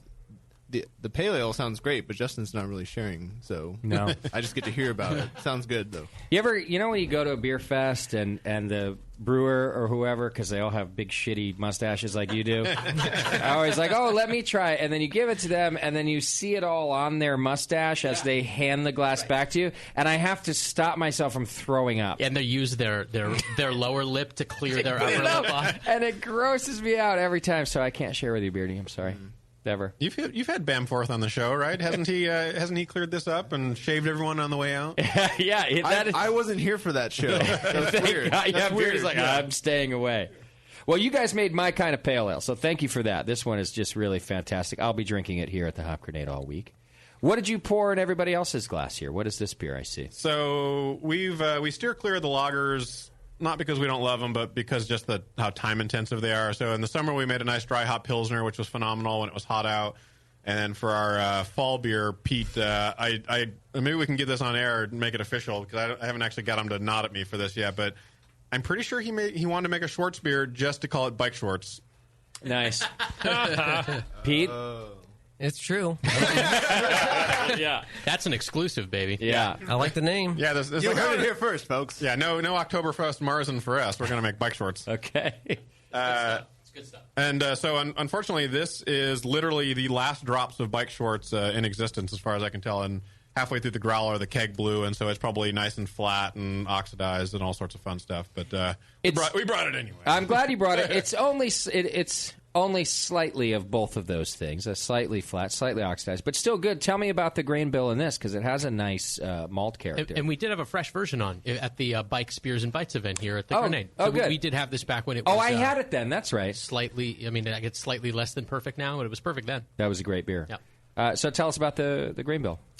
Okay, well, it's essentially a Pilsner malt base, and we use debittered Carafa for a little bit of roasty flavor and some nice dark color. It is a dark German lager, and in true Bite Dog fashion, we dry hopped it.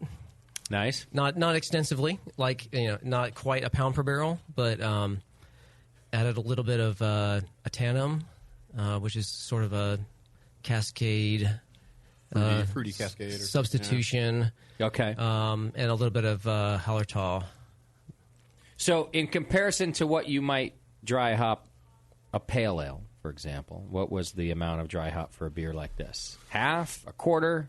It was about half, wasn't it? Yeah, about half to 3/4 per barrel. Okay. I like that idea. Schwarzbier can be a little on the hot forward side, right? I think Can be in so. California. Yeah. In Sacramento. Because we said so. What do you think, Doc? I mean, I'm not saying it's traditional to dry hop it, but much like a Pilsner can be kind of hot forward, a Schwarzbier could be a little hot forward too, right? Yeah, there's a range there. Yeah. But you're calling on my inner German here. I know. Right. Yeah. That would say no, of course. Right. But flavor-wise, Right, yeah. I appreciate a little hot forward on a Schwarzbier. So I don't think dry hopping's a terrible decision. No. I like that idea, actually. Yeah, you just got to be a little careful with it because it is a lager. It's going to be more crisp and it's going to stand out a little bit more. Yeah. Possibly get a little more vegetal in there, but yeah, it works. What yeast did you use in this? You remember? It was the 189. Was that a Y yeast? Saf is a fermented Saf Oh, okay. lager. Yeah, okay. That's interesting. Was that dry yeast? Dry yeast, yes. Dry yeast. Why'd you choose that for your lager? Experiment? It's cheap. there is that, isn't it? Did you rehydrate it or did you just sprinkle it on top? Yes, we rehydrate. Okay. It did well. I'm not tasting like sulfur and other things that could come off from a crappy pitch or. I get a bad very yeast. clean fermentation. That's why I was curious how you guys handled the dry lager yeast. Yeah. I would say don't be afraid of dry yeast. And we use the Chico yeast quite a bit for our pale ales and IPAs. Okay. And there's a reason why it's out there. It's a really fantastic yeast. It's a great product. How long did it take you guys to ferment and be able to serve this one? I know you said that's kind of difficult to do. So 6 weeks? Yeah, we pushed it 5 to 6 weeks. Okay. I think we were on a time frame. Yeah, to get it out. When did you guys dry hop it, being a lager? We let it come back up to in the 50s and then hit it with a few days of dry hop and then crashed it back down again towards like the last few days. So like last second, pretty much. Of primary before you were lagering it? No, after lager we let it come back up. Oh, you let it come right before packaging? Yeah. Oh, okay. So let's talk about the brew house a little more, too. Because I've read that, first of all, you guys had never built a brewery before, right? Did you buy this system and put it in and put in your fermenters and all that yourself, or did a company come down and do this for you? No, we've actually got a lovely image of our buddy's pickup truck with like this gigantic crate from Portland Kettle Works. We're like, how big can this thing be, right? And, nice. And the shipping company, I don't know what they were doing that day, dicking around or something, and they like decided not to deliver it. But we had one of the open houses that weekend. It was a Friday or something, and we said, well, it's literally right around the corner, like a half mile up the road. We're going to go get this. And so our buddy had like a half-ton truck. And we get there, and, these things are, like, forklifted from the side is the way they were built, but it needed to go in the other direction into the bed of the truck, and it's, like, hanging off 3 feet off the back, and it's, 30-degree tilt on the truck because the springs are all maxed out. This is the stuff that I do all the time. And it always starts with how you started. Well, it's only around the corner. Yeah, we're not waiting for this. And I forget about all the other logistics involved, and it usually requires about 4 phone calls to Doc and 1 to Chris Graham over at More Beer to see if their trucks have... And it's always like... Because I always think, how hard can it be? Yeah. And then you do it, and it's fucked. Well, then we get there, and we're like, well, how the hell are we getting this off? So we're trying to dismantle this crate on the back of a truck, and it's like wedged in between the wheel wells. And so we But you did it. Yeah, no, we figured God that one out. bless It you. got done. We've got some funny pictures of us like climbing into these. To us they're huge, and compared to like climbing into a 30-barrel mash tun, it's nothing. But we're sitting in the mash tun thinking we're funny. Yeah, nice. But no, at this scale, it was pretty easy to kind of push stuff around and actually make it happen. We started out with those 3-barrel plastic conicals on wheels, and so they're still kicking around. Where are those from? You mentioned them like they're common. Is that a common Yeah, I think there's like one manufacturer, Ace Rotomold, I think maybe is who it is, and they're resold through a handful of people. I think we got ours through U.S. Plastics. Okay. Are they conical or are they like square? Okay, so it's a regular conical fermenter? Yeah, they're a 60-degree conical. Yeah, they're fine. They're just plastic. They're food grade, all that kind of good stuff. I've never seen any problem with that. I was always just curious about what I've seen the small homebrew sized ones that are conical, but usually when they're larger, I see them square. And I've seen some people with 5 and 10 barrel ones. I think even locally. Okay. 10 barrel. I think I've seen some 10 barrel. So you guys had to plumb this whole system in yourself, then, right? Well, fortunately, the system is pretty self-contained, other than it needs a gas hookup and an electric hookup. And then, we had our contractor put in trench drain and that kind of stuff. Okay. And we ended up putting in pretty shortly thereafter, after we got a couple weekends of actually making money instead of losing money. By losing money, I mean paying a contractor. Actually, and then we got the tankless hot water heater and stuff, which helped speed things up a little bit. Okay. So yeah, I mean, we kind of built it, but not like we were having to. Again, I listened to the Triple Voodoo episode today. It's like, oh, we didn't have Thad come down and like wire it up and do a bunch of hard piping. It's like, no, there's no hard piping. It's like we got brewer's hoses, and so like on a big system, you got the hard pipes. You kind of flop around or switch a bunch of butterfly valves and hit a button and make it go. It's like, no, we're hustling brewer's hoses around all day. So did you have any trouble getting the brewery installed? Unitanks or anything like any part of the process that was particularly painful for you guys, or did you? I mean, when the bill. Is it paying the bill? Yeah, paying the bill. Writing the checks. When we finally bought the Unitanks, so we opened in October. We bought Unitanks around the beginning of the year. We were rushing to get them installed and actually have beer in them for Beer Week, which is like late February. So it must have been in February we got those. And, seems pretty straightforward, right? It's just like, some plumbing and some basic electrical stuff. And whatever the system was that Premier's using on these for their controllers and the temp probes and stuff like that were 10 times smarter than anyone that we knew. Okay. And so, it was like, these should be working. And then like a week later, I'm still banging my head against this thing. And so I called up my dad, who's got an electrical engineering degree from Stanford, master's. He figured he'd be able to figure this thing out. No. He's still good. He's done. And then so another buddy that does electrical stuff, he's down there. He bangs his head against the wall for eight hours. And in the meantime, we figured, I'll get these, Pete, you're good to brew into these this week. I'll figure it out. And so he's got beer into it, and I'm still banging my head against the wall. So we've now got beer that's sitting in there that's unconditioned because we don't have the glycol. I mean, the glycol's hooked up, but the electronic sensors are not. It's not working. Yeah, and so we quickly scrap all that and get overnighted over Johnson controllers, just regular old 24 valve like you'd use at home on your Same kegerator. As I use, yeah. Except these are the 24 volt DC, AC. I forget what they were, but. So instead of the 110 like you'd use on a Keyser or something like that. Just to get the glycol to kick in, basically. Yeah, there's just a little bit of there's a electronic a solenoid that just opens and closes to let the glycol flow through the tank, which cools it down, and when it doesn't need to be cooled, it closes up, and that's that. Yeah. So your plastic fermenters were glycol jacketed? No. This is when we finally actually made a couple bucks and bought two Unitanks, jacketed Unitanks. Yeah, tanks. Okay. Your plastic ones are they just in temp controlled room? Yeah, we've just got a room with an AC unit that's got a controller on to kind of bring it a little bit further down than what it would naturally be able to do. Love it. Okay. See, these are all the things that worry me is figuring out, too, how to... I would just have to pay a company to do all of it, and then that's a whole other expense, It's a larger brewery, and then they come install it for you. It's usually a German guy in Lederhosen. Right. Well, that's why you don't change the oil in the Honda. Right. And that's how they charge more, because with the accent, you're like, well, he must know what's going on. Yeah, because he's got that accent. Right. Got that stupid accent. He must know what's happening. Do you think the guy with the accent thinks the same thing when he hears the American accent? Yes. Actually, no. Then he goes, "This is why I can't put in the brewery." Yeah, I can charge this guy $2,000 more. You listen. I can get one over on this asshole. Yeah. Wow. All right. Well, I'm always just curious about that part too. But you got the brewery in, you got up and running, and now you guys have been going for a while. What other beer do we have to taste? Did you bring other growlers as well? Yeah, I brought a growler of our milk stout because I didn't realize you guys had the double milk stout on here. We have that one too. So for our anniversary, we took 3 of our kind of favorite beers and made bigger versions of them. So we took the that beer that we won the Beer Week thing for, the Down Under. We made a double IPA out of that. We have a session IPA that we made a double version of, which really just messed with people's heads. Every time I sold a keg, they're like, "Wait, what is it?"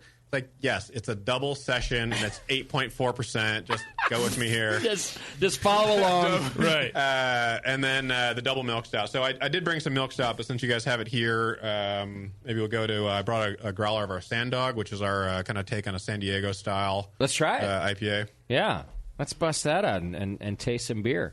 In the meantime, if you want to go check them out online, you can go to bikeDogBrewing.com. Go to the website and look at all the beers. How many different beers do you guys normally have on right now in your lineup? We have 8 taps, so we always have the 8 taps full. Okay. You guys ever do guest beers in the tasting room? Based on our licensing, we can only serve beers that we manufacture. Okay. Which is a Type 23 license. Got it. Okay. Need to be a bona fide eating establishment to be able to do that. Oh, I see. Right. Okay. Bona fide. Yeah. Every time. All the time. Yeah. Now that we're about a year in, we're starting to break into the seasonal realm where we've made enough beers where, okay, yeah, it's winter, let's do this beer. Okay, it's spring, let's do this beer. Got it. That's nice about the smaller batches too, right? Is you guys could kind of go nuts. You could do different beers all the time and know you're going to sell it. You know, you're not doing 30 barrels at a time. So the most interesting thing to me is that there's more than 2 seasons in Sacramento.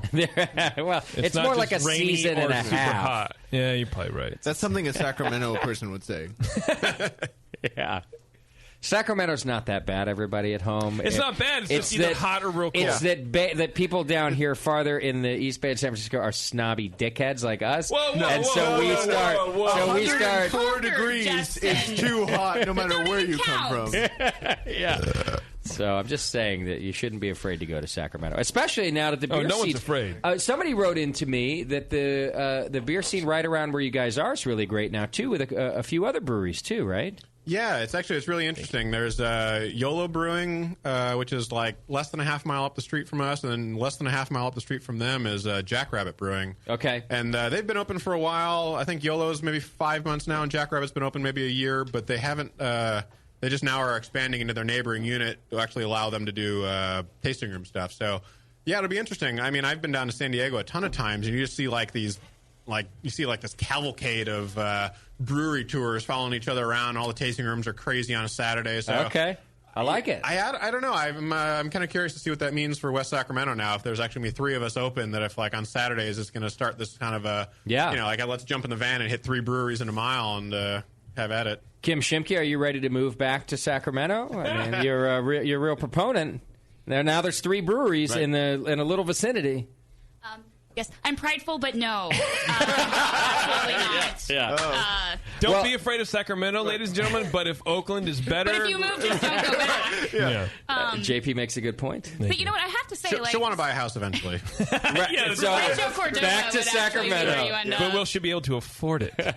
Well, if you don't want to go to Sacramento, you can come to the Hop Grenade and have That's right. Limited time only. So, hurry up. Step right up. Well, I think we'll put you guys in the rotation now. The beer is fantastic. What's the one that you just poured us from the growler?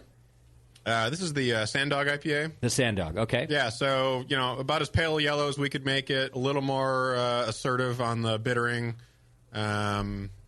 real big Cascade Amarillo to get that kind of grapefruit pith. Oh, that's good.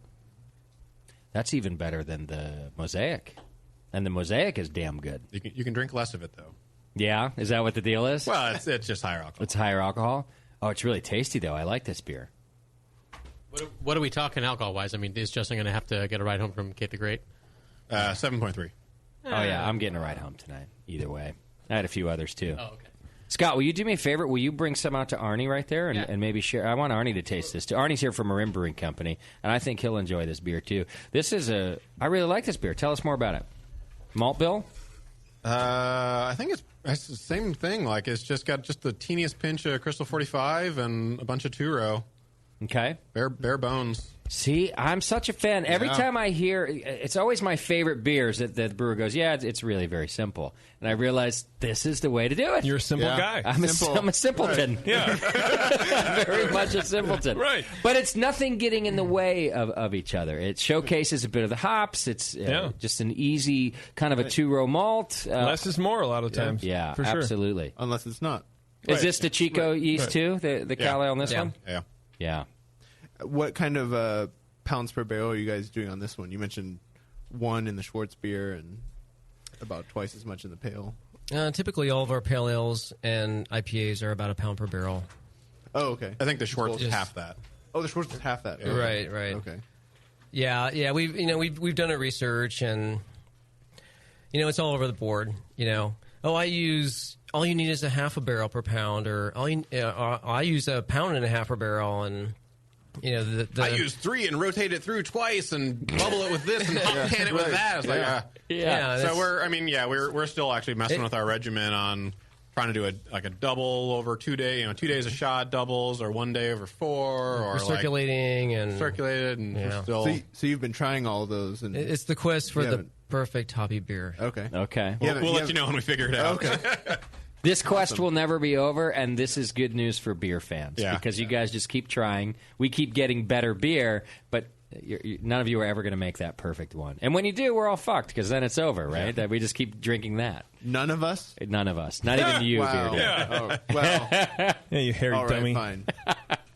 Well, the beer is wonderful. Thanks, guys, for coming in and sharing it with us. I'm enjoying it a lot. You guys keep up the good work. Thank you. I appreciate it. What's next? Go to Sacramento, people. Despite what Justin said, actually go to their brewery in West Sacramento. Stuck on the Sacramento comment. In the winter. Yeah, no, you totally should. You should drive straight through and go right to Bike Dog and park in the parking lot and go into the brewery. Right? And then keep on going to Reno. Get your growlers, go up to Tahoe. I've only been there like twice. I was probably high on something when I was there anyway, so I really have no legs to stand on. Go to Sacramento. It's right fine. there. Sacramento's a great place. You guys have your own beer week now. That must mean something. I think that must have value. I think this is the 4th year. Yeah, you guys have been doing it for a while. Yeah, it's been going for a while. Actually, we've been to some of your Sac Beer Week events. Yeah. By we, I mean Scott and JP. JP and I went to the Art of Beer. A couple of years ago. That was a good one. The venue was beautiful. Where was that, JP? It was like an old bank or some shit like that. Yeah. It was really rad. It's happening again this year. We got an invite to that. I think I sent that along to you, Scott. Yeah, I think I'm going to go with Rima from Ninkasi. Yeah, excellent.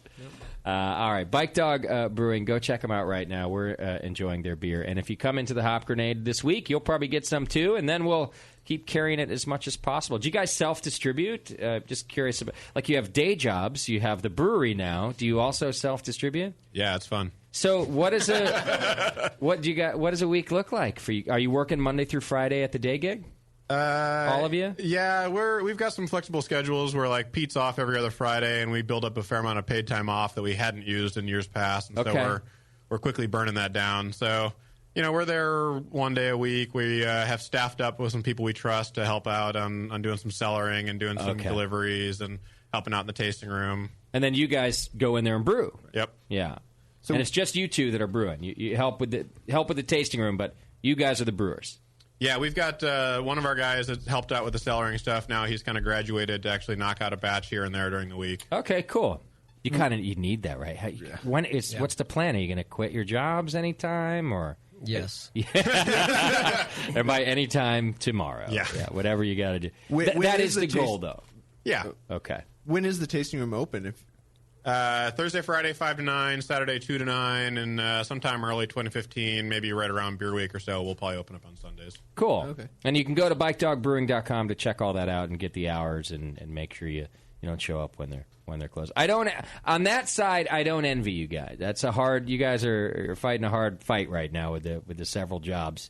But keep it up because the beer's really good. Thank you. And people are talking about it. The moment we said you guys are coming down, I'll be honest, I didn't know much about Bike Dog at all. And people said, oh, Bike Dog? Oh, yeah. Best brewery in Sacramento. You got to have them on. You got to get their beer. So keep it up. Thank you. It's good stuff. Thanks. And we'll have it here at the Grenade, too. BikeDogBrewing.com if you want to learn more. And it's good stuff. Absolutely. Yeah. Did you have the milk Great stout? stuff. No, JP? I haven't had that yet. Oh, okay. Did you had a milk stout and then a double milk stout that you brewed, or did you just go straight for double?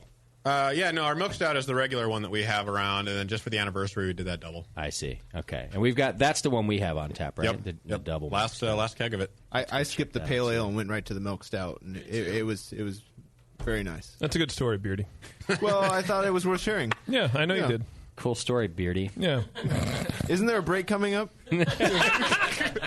All right, we are going to take a quick break, but before I do, let me let you know there's a special promotion going on right now at the American Homebrewers Association. You can go to homebrewersassociation.org, and they have these gift cards where you buy somebody a membership to the AHA. That's cool. If you buy a gift card right now, you also get a free book, and you get to choose from IPA. That's the Mitch Steele book. Excellent book to have about the history, techniques, and recipes of IPA. Radical Brewing. By Randy Mosher, of course, and Designing Great Beers. You can choose from one of those three things, and all you got to do is buy somebody the gift of an AHA membership, which is really a rad thing to do anyway. We should all be AHA members. So go to homebrewersassociation.org and check it out right now. You get yourself a free book. Maybe you can give them the membership and the book if you're not stingy like me. Right? Yeah. You can give it all away. You should buy both of them, and then you give the membership and then the book next year. Yeah, just stretch it out. Save it for their birthday. Yeah. Hey, I got you another beer thing. Yeah, I just know how you like beer a lot. Yes. All right. Like beer. Thanks to Bike Dog. We'll be back with more in just a few minutes. It's The Session. Hang in there. You're listening to the Brewcasters on the Brewing Network.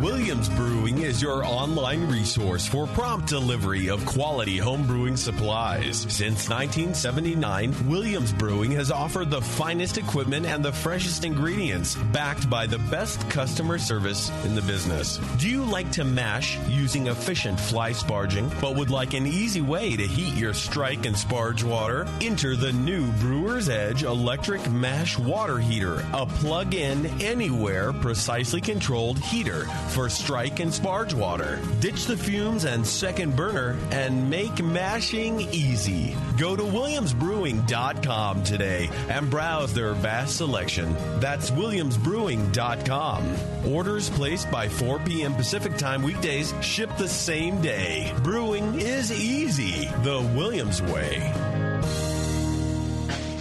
When I order a beer, I want my server to know more about it than I do. I want someone who enjoys good beer and loves helping others enjoy it too. I want someone who knows how to pour a perfect pint for every beer style. I want a Cicerone. The Cicerone Certification Program is creating the type of people who help you enjoy great beer. Home brewers and craft beer lovers know beer is more flavorful and complex than ever, and it takes some serious knowledge to store and serve beer right. Cicerones know beer. There are 3 levels in the Cicerone program: Certified Beer Server, Certified Cicerone, and Master Cicerone. Cicerones are truly the sommeliers of beer. The best beer locations have a certified Cicerone on staff. Relaxed and unpretentious. Cicerones are tested on storing and serving beer, beer styles, flavor and tasting, the brewing process and ingredients, and pairing food with beer. Learn more about your next beer guide at cicerone.org. Certified Cicerone, because it takes top talent to present a perfect pint. Do you know the 3 most important rules in brewing? Sanitation, sanitation, and sanitation. And no one does it better than 5-Star Chemicals. 5-Star knows sanitation. You can only sanitize clean equipment. And 5-Star knows how to clean, too. For craft brewers and home brewers, 5-Star has what you need to keep your fermenters, serving tanks, kegs, and draft lines sparkling and free of any beer-spoiling bacteria. PBW, caustic, acid cleaners, Star San, SaniClean, lubricants and defoamers, pH stabilizers, and more. 5-Star Chemicals has cleaning supplies, safety supplies, heat exchangers, pumps, hoses, and valves. And 5-Star is proud to offer eco-friendly products that exceed customer expectations. If you have a cleaning problem, you need the 5-Star solution. Visit 5starchemicals.com or call 800-782-7019. 800-782-7019 and get the 5-Star treatment today. Starting a brewery is not for the faint of heart. give it 100%, don't bother. Brewers Publications is proud to present the Brewers Association Guide to Starting Your Own Brewery by Elysian Brewing's Dick Cantwell. Business plans, financing, sustainability, and more. This book takes you through the planning and execution needed to turn the dream of craft brewing into a reality. Whether you want to open a brew pub or a packaging brewery, learn the professional side of ingredients, wastewater, quality, and how to build the craft brewery of the future. The Brewers Association Guide to Starting Your Own Brewery, available now from Brewers Publications and brewerspublications.com. Adventures in Homebrewing have the knowledge and expertise to craft their own gear and original recipes. Some of the things homebrewing.org creates and manufactures in-house are the Brutus brew stands and propane burners, the Serial Killer adjustable 2-roller grain mill with 7-pound hopper, custom stainless steel false bottoms designed to fit kegels, coolers, and mini-sized brew pots. And the BN Army receives 10% off their homebrewing.org orders when they use coupon code AIH10 at checkout. The brewers at Adventures in Homebrewing have designed a huge selection of original recipes for extract and all-grain brewing. Adventures in Homebrewing original recipes are tried and tested, proven to be of the best quality. And right now, Adventures in Homebrewing is shipping 24 of their best recipes for free. Visit homebrewing.org for the most current selection. Once you try one of Adventures in Homebrewing recipes, you'll keep coming back for more. And now, it's even easier with free shipping on these kits. And don't forget to use the current coupon code AIH10. Adventures in Homebrewing at homebrewing.org. You're listening to the Brewing Network. Because like beer, radio shouldn't suck.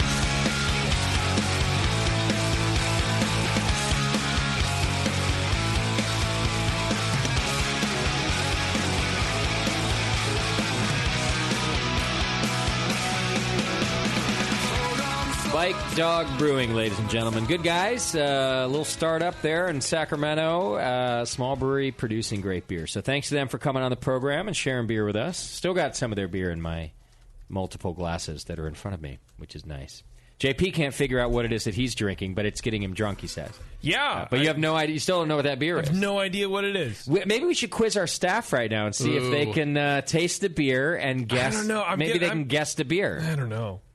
Who's out there? It's warm. It's too. I don't know. I think it's pretty warm. I wonder if we can guess the beer. Out there. We only have 2 people left, right? We have what? Aaron and Jason left tonight. Lewis is out there not working. Oh, Lewis is here too. Yeah, Lewis is out Get there. Lewis's ass in here. Hey, Lewis, come here. I don't know. I got a cough. I'm not trying to get Lewis sick. It's Lewis got is a bunch of good dude. alcohol in it. Yeah, All right. It'll be fine. Can we get a little tiny glass? You just dump it into a glass. There you go. All right, you're getting quizzed, baby. Have a seat, Yeah. Lewis. We're gonna mess with you. Lewis, Here's what happened. You're screwed now, right now, dude. JP thought that he ordered the Mosaic Pale Ale. No, I did order it. Okay, so he says he ordered the Mosaic Pale Ale. Let's be clear. Which is this. Now, this is the beer that's in his glass, which clearly is not the Bike Dog Mosaic Pale Ale. However, we can't decide what beer it is. I'm convinced it's a triple barley wine. So we thought we'd have a little fun and see if you can guess the beer that's on it. Do you need to see our menu as you're tasting it? That might help. I just looked at the menu. Oh, okay. So you know what's on there. He knew it by heart anyway.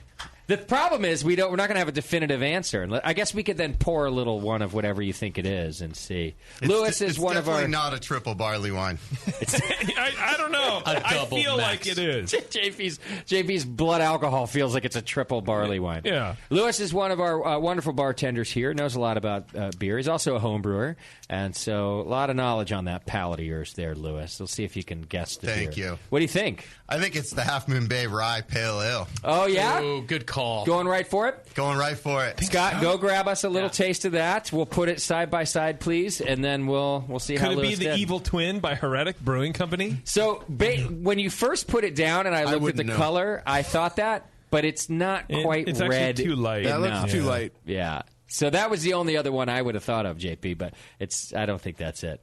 All right. Stone Double Bastard! It's 11%! Oh, it could? Do you think it could be the Double Bastard? Definitely not. Okay. No. Nope. Absolutely not. That is Peter the Allen barrel-aged Right. Double Bastard. Yeah, we've got the good one on, so you'd taste all that stuff in there. The too. title just says Double Bastard, so what do I know? All right. Unless it changed today. Oh, What is that? Okay. So this is the beer that Lewis called, and just by color, not a chance. Hey, Beef, give me my camera over here so we can show the folks at home. Should we get Jason in here since Lewis is not passed the test? one. Yeah, let's get Jason in. Can we do that? You could stay, Lewis, too. We want to make fun of you. So where did the mystery beer come from? The bar. Some homeless cat outside. Oh. He's like, I made this in my coat. This is the one where JP ordered a beer and then walked away and then just came and grabbed whatever beer. He was by my empty glass. This is so the I'm half like, all right, this got to be my beer. Okay. Jason, grab a seat right there next to Lewis if you have a moment. We won't keep you long. I know you're working. Taste that beer. And if you need to see the menu, I'll show you that. And the goal is to guess which Hop Grenade beer, which of our beers that is, because we don't know. It can only be one of 3 beers on there, right? What are you saying? Well, it can only be the Evil Twin. Okay. Because everything else, the pear cider, Imperial Stout, it's not Imperial Stout. It's not the rye IPA. It's not IPA. It's not wheat beer. It's not a wit. Could it be the Bike Dog East Coast IPA? I didn't see that on here. He did order a Bike Dog beer. If it was misheard that you wanted the Mosaic and you ended up with the East Coast IPA, that's possible. Right in the mic, Jason. I don't think it's malty enough to be Evil Twin. I don't think so either.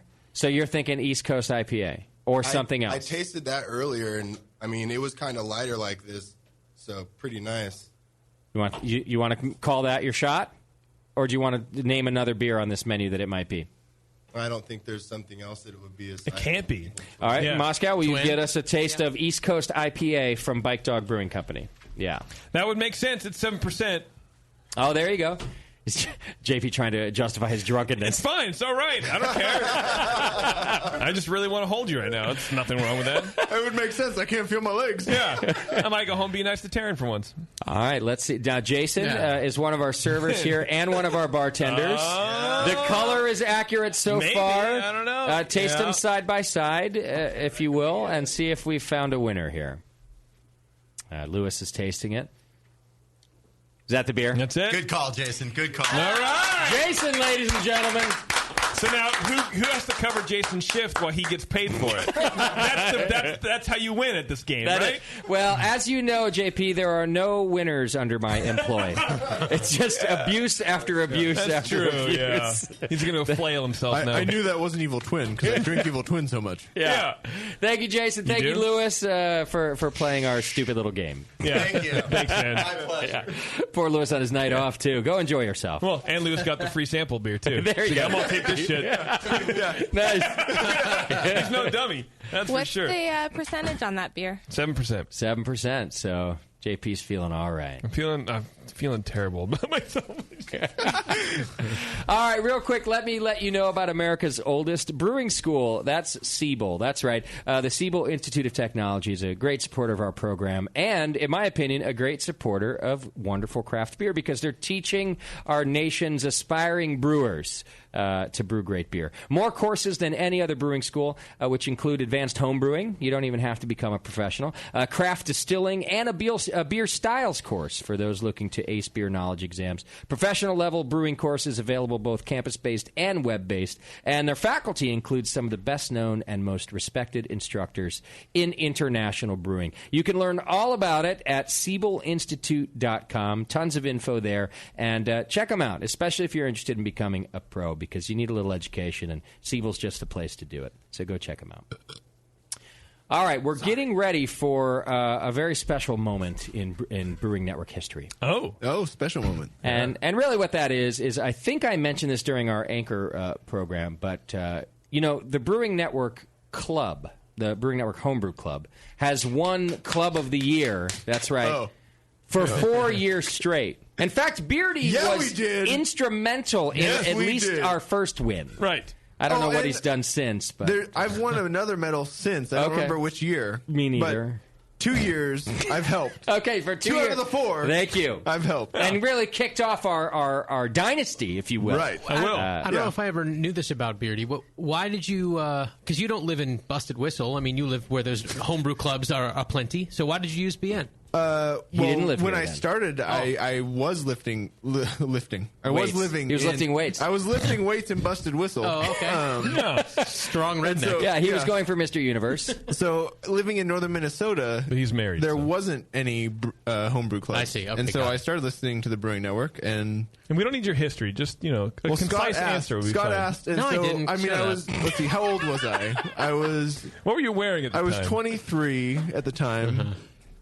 And Anyway, that's fine. I didn't know he did that here. Wait. It makes a lot more sense. So It gets better. The point is that Beardy won a bunch in cider and also mead that first year, or just cider? Just cider. Just cider. Okay. I only do well in cider. So, like most of us. Actually, some of us don't even do well. No, there. That's me. Anyhow, it's now 4 years running, and this year, for as part of winning Club of the Year, the sponsor of the award at the National Homebrewers Conference was Rogue Brewing Company. Yes, please. Out of Newport, Oregon.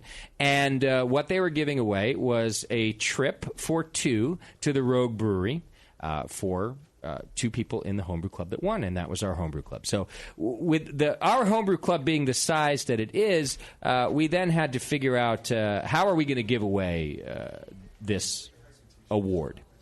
And what we decided was we would give it to one member, and they can bring their significant other or best friend, or I don't give a shit who you bring. It doesn't even have to be you. Yeah. You can auction it off on eBay. Yeah. So what we've done is we've designed two different games. We're going to play one game tonight, and we're going to play one on our next show. And it's 4 contestants each. So what we've done is we've given 8 BN Army members a chance to win a trip to Rogue. And we're going to Rogue with you. We're going to party with you there. But not just that. You're going to brew a beer with John Meyer of Rogue, which will then be served at our 10th anniversary party and the National Homebrewers Conference in 2015. So it's a big deal. We got a whole thing going. Wow. What we did was we took all of the names of Brewing Network club members who entered both the first and the second round of the competition. We put you all in a hat, and we drew 8 names. 4 of you are playing tonight. You've all been contacted, by the way. So if you're wondering how this happened, we drew your names. We sent you an email. Bevo sent emails out. So if you didn't get contacted yet, it's because your name didn't get drawn in the random drawing.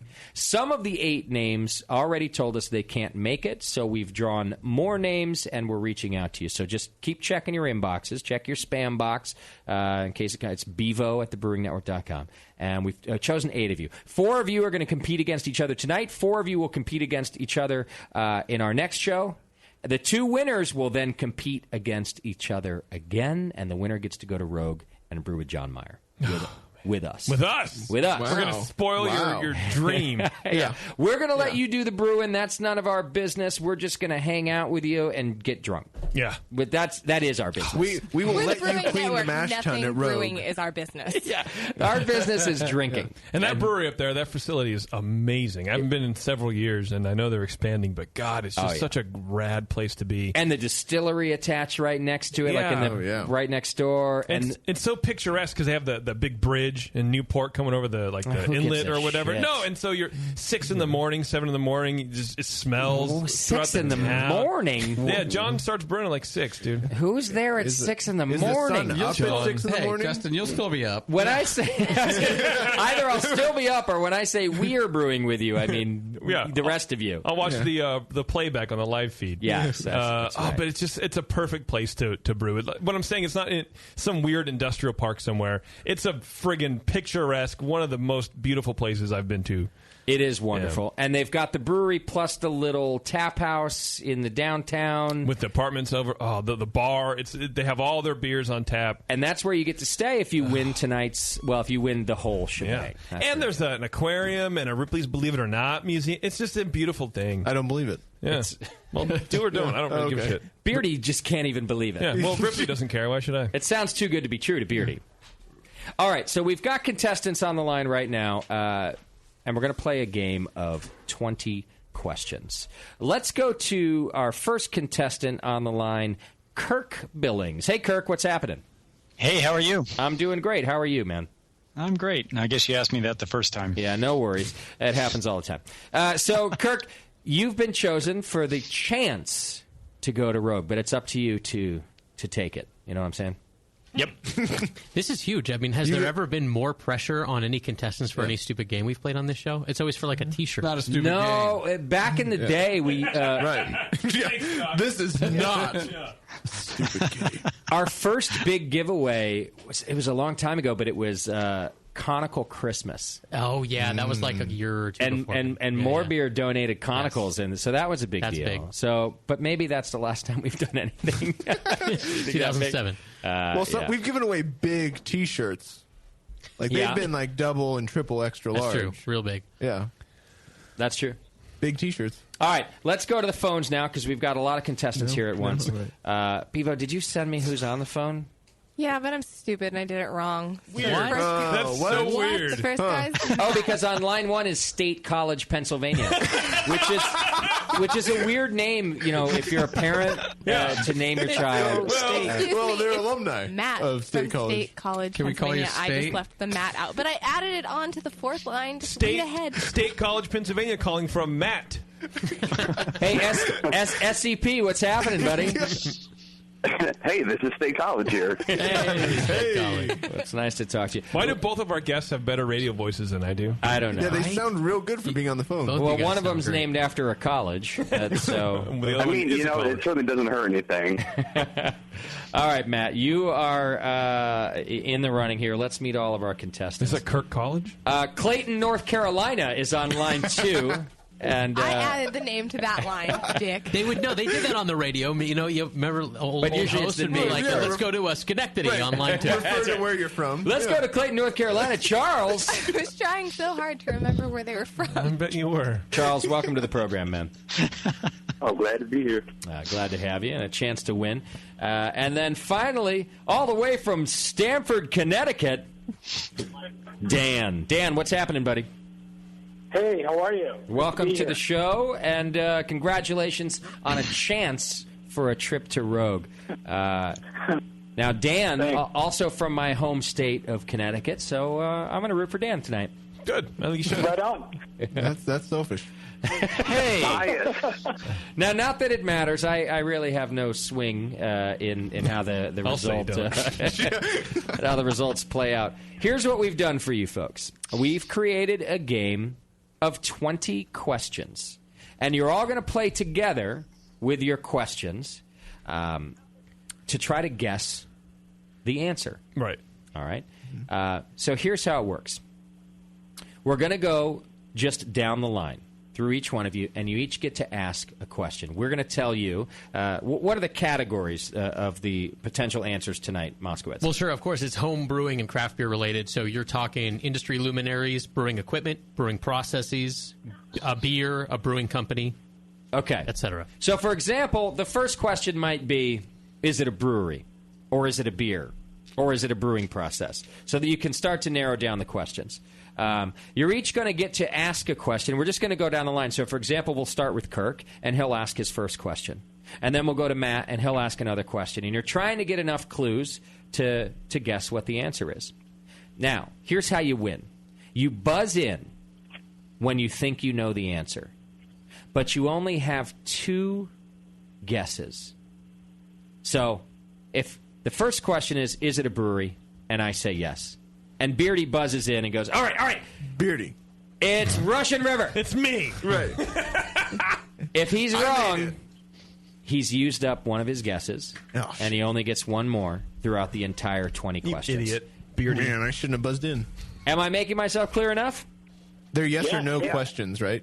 Yes or no. They're all yes or no questions. 20 questions. And we're just going to go down the line, so you can buzz in at any time, but you each just ask one question at a time until we get to 20 questions, and then you'll all have to give an answer. Would any of you fellas like to use something other than your name as your buzz-in sound? No. Okay, perfect. Let's just use their name because it'll make my life easier. Okay. I just was wondering if they wanted to do the Matt Peterson belch, from the Anchor Show. I think I just prefer that they just yell out their name, and then it'll be clear as possible. So what if we can't remember our name? That's well, then Is it their name as Bevo gave them, or their actual birth name? Yeah. St. Petersburg. Yeah, those of you who got an extra long name from Bevo, State College, Pennsylvania. Yes, State College, Pennsylvania. What is your guess? All right, so I have Kirk, Matt, Charles, and Dan. You're all playing along, and we have like the boring white guy names called board. There's no Jamarcus. Kirk. How about we go Kirk, Matt, Charles, and Dan? Is that better? Tavon. It's a little better, yeah. That's actually what my mom named me, and I changed it it legally. Oh, it was all right. So we'll go with Jamat at least for one. Two guys trying to make the same joke at the same time. I think it was three. It's twice as funny. Yeah. By the way, it's just like our show. Yeah, that's true. Why are you looking at me? Except that it's four guys trying to make the same joke all the time. And one guy's sleeping. All right. The worst Tasty. Or sick. Either. He's here. We got virtual Tasty. All right. I've been talking. Contestants, just so that I want to be sure you all that it's fair and you all know the rules of the game. Are there any questions? Do you know what we're doing here? All set. Everybody's set. Okay. I'm just going to go right down the list in the order that we introduced you. So, Kirk, you're going to start. You get to ask the first question, and then we'll go to Matt, and then Charles, and then Dan. Any one of you can buzz in, but remember, among the 20 total questions you guys can ask combined, you only get to buzz in and answer twice. Kirk, you're up first. What's your question? Has JP ever hugged the head brewer of that brewery? No. Matt. Is this a beer? No. Charles. Is it a brewery? No. Dan. Is it a place? No. And Scott, just give it could be a well, we've already said no to brewery. We've already said no to beer. It could be a brewing process. Yes. What else could it be? A brewing equipment or industry luminary. Okay. And so now we're on to fifth question now. Back to Kirk. Do they use grain in their process? I'll tell you what, Kirk, just to help you out. Yeah, do. I'm going to let you ask again. We've already answered no to is it a brewery? So using but grain. Still be meadery, not making beer, but okay. So do you want to stick with the question or ask a new question? Okay. Yep. No. The answer is no. Yep. Is this a brewing industry luminary? No. No to Matt. Charles? Is it a brewing process? Yes. There we go. We got a yes to brewing process from Charles. We're through 7 questions. Dan.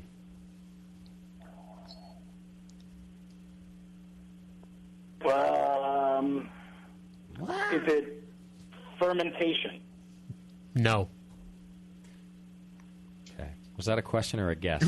Well, I'll go question. Yeah. He didn't buzz in, so I'll give him question. Is it if he said yes, then he could say, Dan, fermentation. Yeah, he didn't buzz in, so I took it as a question. So it is not a fermentation. Back to Kirk.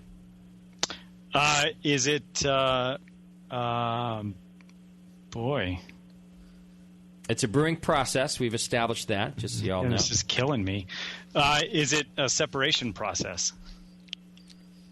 No. Matt. Is this hot side? No. That's 10 questions now. So you're halfway through your 20 questions, guys. I feel like you're starting to get close. That was Matt, right? So Charles is up. Yep. Is it post-fermentation? Yes. Dan, you're up. Is it conditioning? Huh. Hold on, guys. Let us work through the beats of this real quick. Well, he just asked, is it conditioning? If the answer is not conditioning... Come here, Verdi. Come here. Oh. You think I can read that from here? Matt buzzed in. We heard you, Matt. Hold on one second. Okay, Matt has just buzzed in. Before I answer, you can give your answer before I... All right. Is it lagering? It is not lagering. All Matt has used up one of his... This is what it is. So No. to the question, is it conditioning, what is the answer? No. Okay. No. It's Beardy can't see anything. Yeah, I agree. And Still can't pointed at see your it. screen. But JP chimed in, so I'm good enough for JP.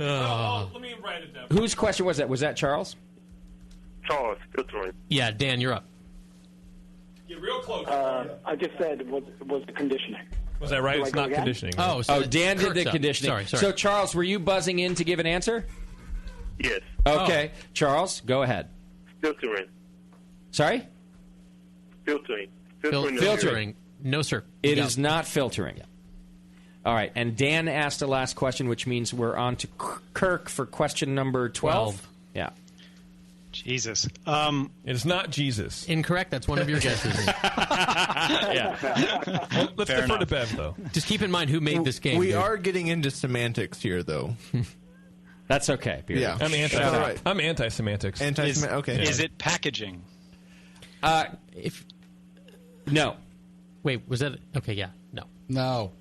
That was my. Yeah. That was Kirk's question. So now we're on to Matt. Remember to buzz in if you're making an official win guess or just ask your question. So, Matt, you're up. Okay, well, I feel like the semantics is a bit of a tip there. So let's say, is this cold storage related? That doesn't really help. JP shaking. Unfortunately, that's not a yes or no question. Yeah, it is. Yeah, it is. It is. Because it could be both. Right, exactly. Yes and no. People say that to me all the time. Yes and no. So I'm going to let you ask another question. Well, I think by default it's not. But that It's not doesn't matter because cold it still storage. could be. It's not. Well, cold storage is not. To me, infers post packaging. You guys are talking too much. It depends. Shut up. It depends on the brewery. Just let me let the guy ask another question. Well, but, I mean, I'm just saying the word storage to me means post package. To you, correct. To you, which still the answer wouldn't necessarily be no. So I'm going to let him ask another question. Okay, how about is it related to flocculation?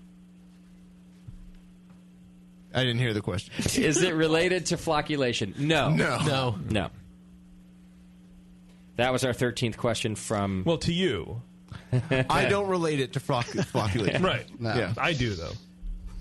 Are we on to Charles now? Okay. Do it involve a bright tank? Yes. Yes and no. Oh, Charles. Yes and no. Beardy's right. Yes. Oh.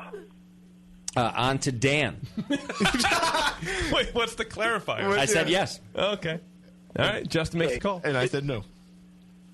Is it carbonation? No. Was that a guess? Yeah, Was that are you buzzing in with an answer, or was that your question? That was my question. No.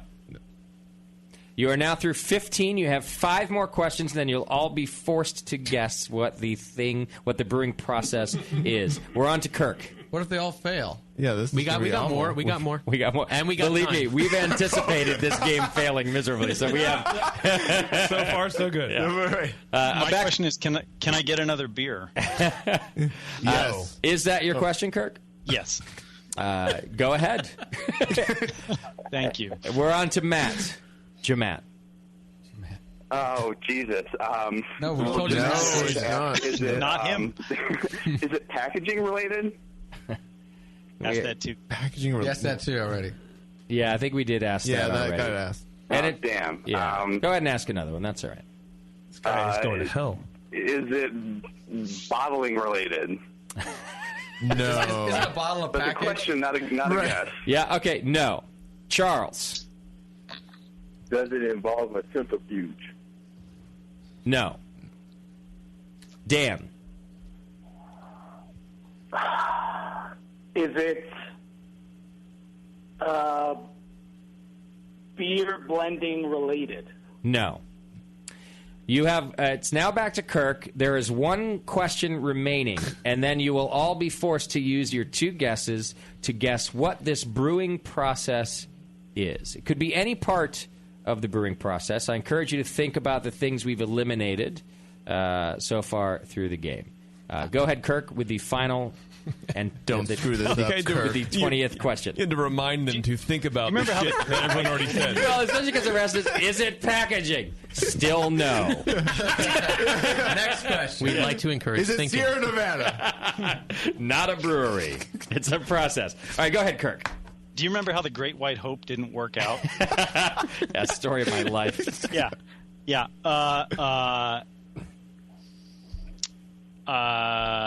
Is it cold crashing? No, it's not cold crashing. It's Guy, not. Yeah. Okay. So we've used up 20 questions.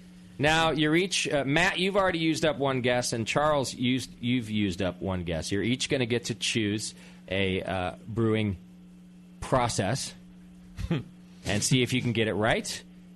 Kirk just went with that last question, so we're going to start with Dan. Dan, what's your guess? What brewing process is it? I'd have to say mashing in. Okay. It is not mashing in. Now we'll go to Kirk just to even out the one guesses apiece. Kirk, what brewing process is it? Is it boiling? It is not boiling. Now we'll go to Matt, who I believe had the first guess of the night. This is your final guess, Matt. What brewing process is it? I will guess aeration. It is not aeration. Now we will go to Charles, your final guess of the night. Of the round. I would say...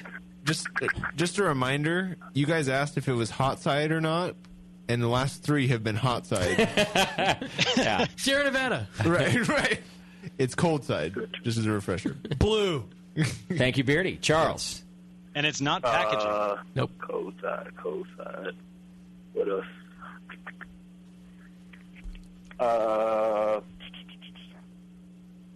Carbonation, but I think somebody said that. That was asked. Yep. Yeah. So no. I'll let you go ahead and put out a guess. Not packaging. Cold side. Applying for a license. That is cold side. Not filtering. Cold side. All I can think of is filtering, but I already said that, so I know that's not it. So, transferring to a keg. It is not transferring. That's a good guess, though. Yeah, transferring is on the cold side. Transferring is racking, sure. All right, Dan, it's down to two people this round. You and Kirk each have one guess left. Dan, what do you think? Fermentation? That was asked. And I do once again encourage everyone Remember, reflect on what questions were asked. So I'm going to go ahead and give you another chance to give a good guess. Is it cold crashing? That was asked also. But I can't keep that. It is not cold crashing. We're down to Kirk.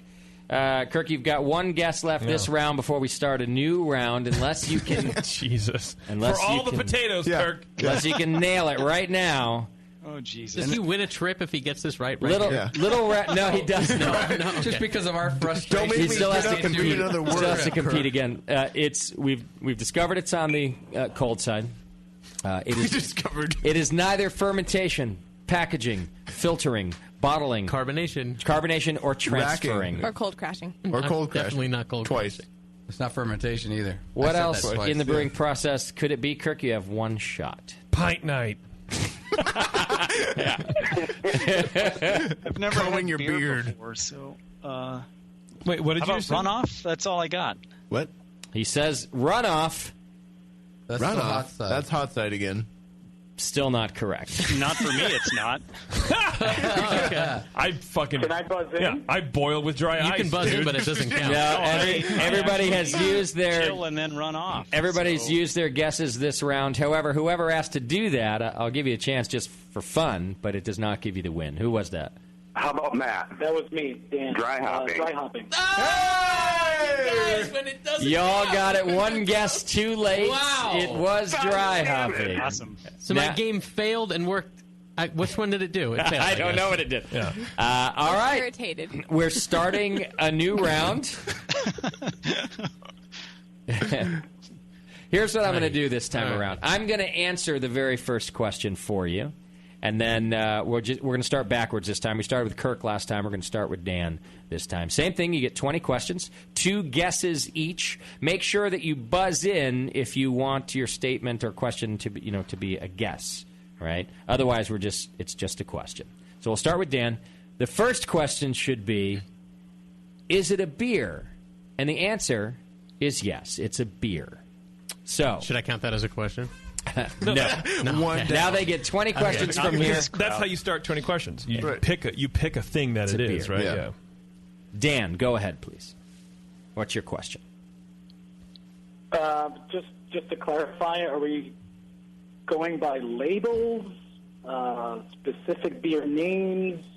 Can you give me a little? It's a specific beer name. Okay. Yeah. Kegging. Is it in the West Coast? Is it filtration? Vorlauf. All right. Sorry, guys. Go ahead, Dan. What's your question? He's not sorry. Is it made in the West Coast? No. West Coast of what? Charles. There are Assuming a few West Coast. Assuming you meant the West Coast of America, Of Canada. It is not. Charles, go ahead, please. It is from a brewery that was on the show. No. Matt. Good question. This is a good question. Yeah, that was a good one. Is this traditionally an American ale? No. Kirk. Is it a German beer? No. Dan. Is it a Belgian style? Yes. 5 down. Charles. Which means it's sometimes It is German. a sour. No. Jamat. Well, I've had.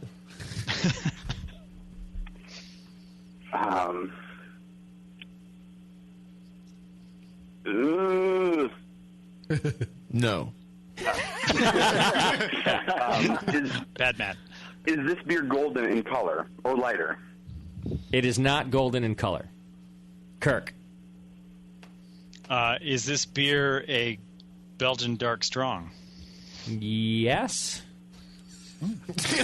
Why is there? Look, I did something useful. Yeah. I'm going to have to look it up. We're going to look up the style real quick. I don't know. Okay. I'm 99% sure yes. Yeah. We're just going to double check for you Eva before you didn't move do her on. homework. We want to be fair.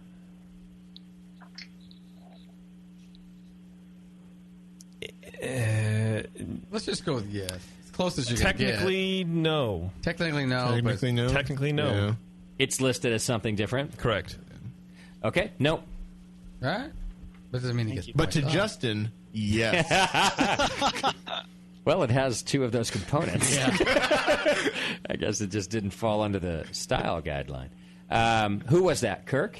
Yeah. Okay, so we're on to Dan, please. And what question was that? That was 7. That was 8 at least. So I have 8. Okay. That was 8. So question number 9, Dan. Is it a Belgian double? No. Charles. Question number 10. Is it a Trappist beer? Yes. Oh, Charles. Charles All right. buzzed in. Oh, Charles is buzzing in. The specific beer that we're talking about is what? Malty. Westy 12. Yes! Westy 12! There you go, dude. Charles did it. Ladies and gentlemen, Charles moves on to the second round, which we'll have on our next show. Congratulations, Charles. You're still in the running. Thank God. Thank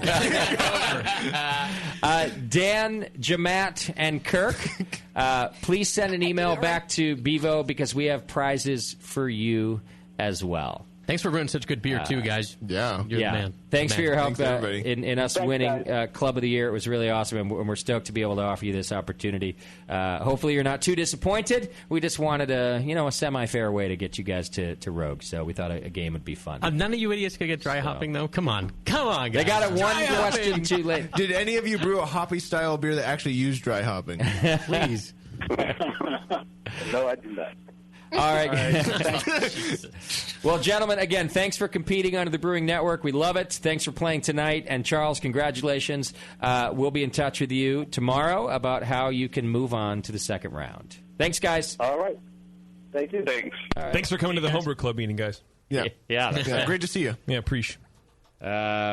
All right, that was cool. The second round was good. When we do, I like this game. We do have to just announce what it is first. Yeah. Instead of letting them do the first question. Yeah, it just went smoother. Yeah. Well, otherwise, I still think they could have gotten to dry hopping. They clearly weren't paying. They clearly weren't paying enough attention. Yeah. However, setting up the specific category just that's how the game works. Gave because it a smooth can you area. imagine like you pick a person, whole place, thing in the world, yeah. person, Yeah. place, thing, or idea, and you're like, oh shit, it could be literally anything in the universe. Yeah. Well, but your first question is it a person? Right, exactly. They could have worked together a little bit more. Right. Then you They get through narrowed it 4 down. questions to discover it's a thing. Exactly right. Yeah, Right. yeah. I get you. Yeah, you're right. And their questions were, is it mashing in? And it's like, that's a guess. That's not a question. Right. Yeah. Exactly. So, My brother mashed in once. Well, we might need to hone it a little on our side. The specific, if we had limited it to just a beer or a brewery, there's really no confusion, right? Yeah. Sure.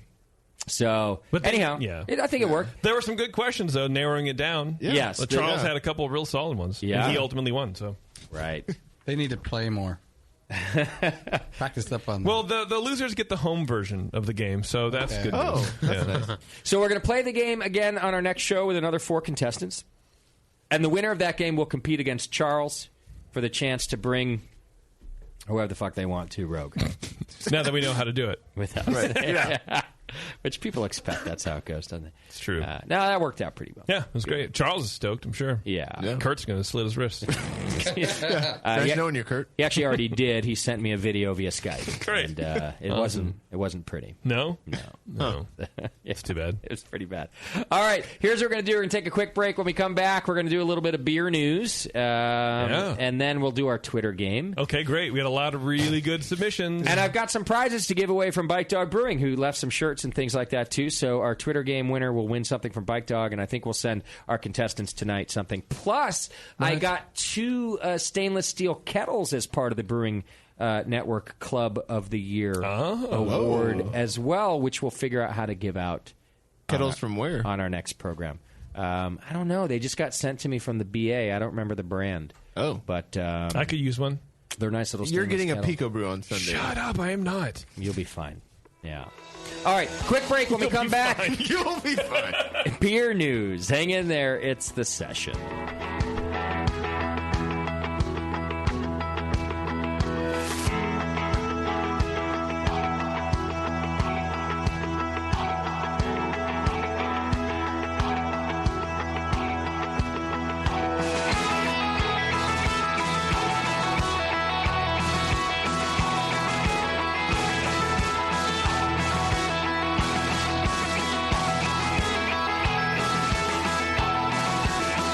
You're listening to the Brewcasters. Brewcasters on the Brewing Network.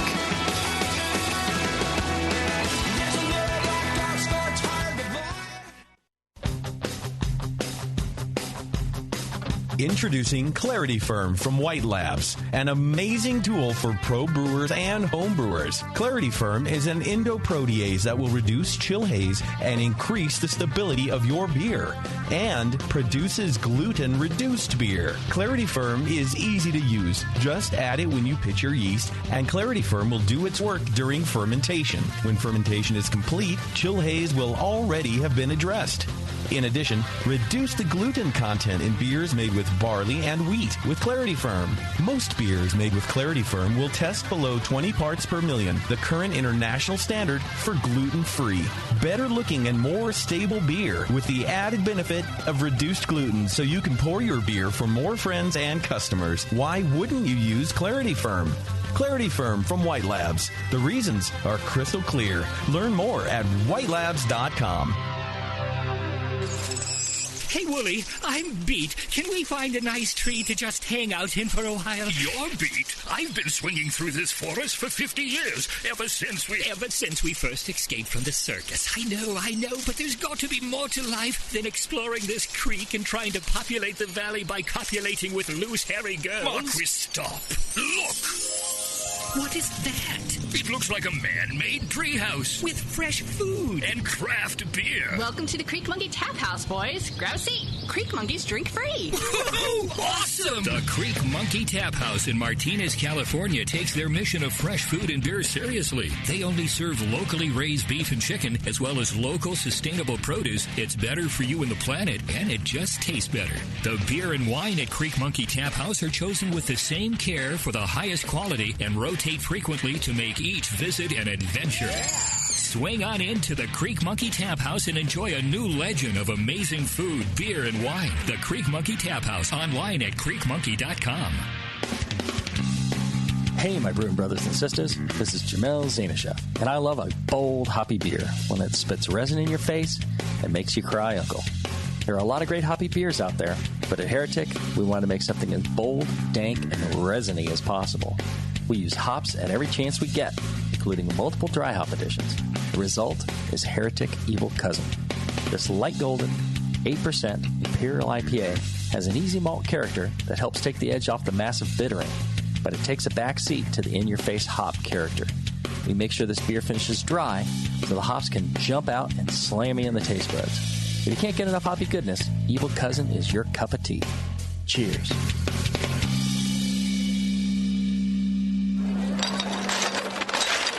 Hey, dude, you know what beer this is? Oh, no, all the labels are falling off. Yeah, or the ink has run. Well, if it's the pale ale, you're good, but stay away from the quote-unquote Belgian. Oh, man, this guy needs to get some grog tags. Grog tags are reusable, write-on, wipe-off, commercial-grade bottle labels for your brew. The guys at Grog Tag are homebrewers. They wanted great-looking, sturdy labels for your bottles, buckets, carboys, kegs, and growlers. They also wanted a label that not only looks good, but can be easily removed and reapplied during bottling without that nasty glue residue being left behind. No residue, water-resistant, and ice chest approved. Grog tags stay on in water or an ice chest, and they stay legible. Visit grogtag.com to customize your label or coaster from dozens of different templates for free and see how awesome your bottles can look. It's that pseudo-Belgian. Yeah, we're getting him some grog tags, dude. Grog Tag. At least your beer will look good. grogtag.com. That's it. I've had it. I am never putting hops in my beer again. What? Why? It's just too ridiculous. Insane prices, stupid contracts, high shipping costs, crappy selection. Dude, you need Nico Brew. Nico Brew will rock your f***ing face right the f*** off your f***ing skull. $5 shipping to all 50 states. Plus fantastic international rates get you low prices on Nico Brew's great selection of hops and more. Whether you're a home brewer, a pro brewer, or a homebrew shop owner, Nico Brew can get you the hops you need in increments big and small, single orders, spot buys, or full contracts. And there's only one place to join the uber special secret elite bare bones club where you'll get the best deals anywhere. Holy shit! NicoBrew.com. NIKOBREW. Nico Brew, your bare bones buddy in the brewing business. Segmented, demented, fermented. It's the session. All right! Yeah!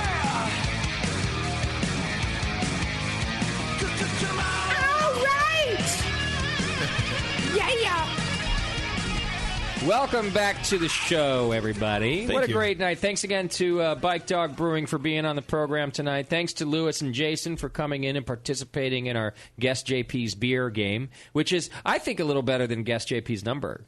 I felt like Guest JP's beer was... Well, I think even if you lose, you still get a little something out of it. Right. Yeah. Yeah. A little bit of JP's backwash. I feel like we should play it every week. Guess JP's beer. What did you order, JP? I don't know. I don't know. I asked for a thingamajig and I got a doohickey. You got this other thing. I think it was just another vehicle for you to make fun of two more people. All right, hey, just quickly, let me, if you're looking for Christmas gifts and things like that, our ugly sweater shirt is up right now. Go to thebrewingnetwork.com/on-tap or go to our homepage and click the On Tap tab, and you'll find our second annual ugly sweater. It's only available till December 7th. It's a short run so that we can try to get it printed and out to you quickly, and then you can wear it to your favorite company Christmas party. It features reindeers shitting.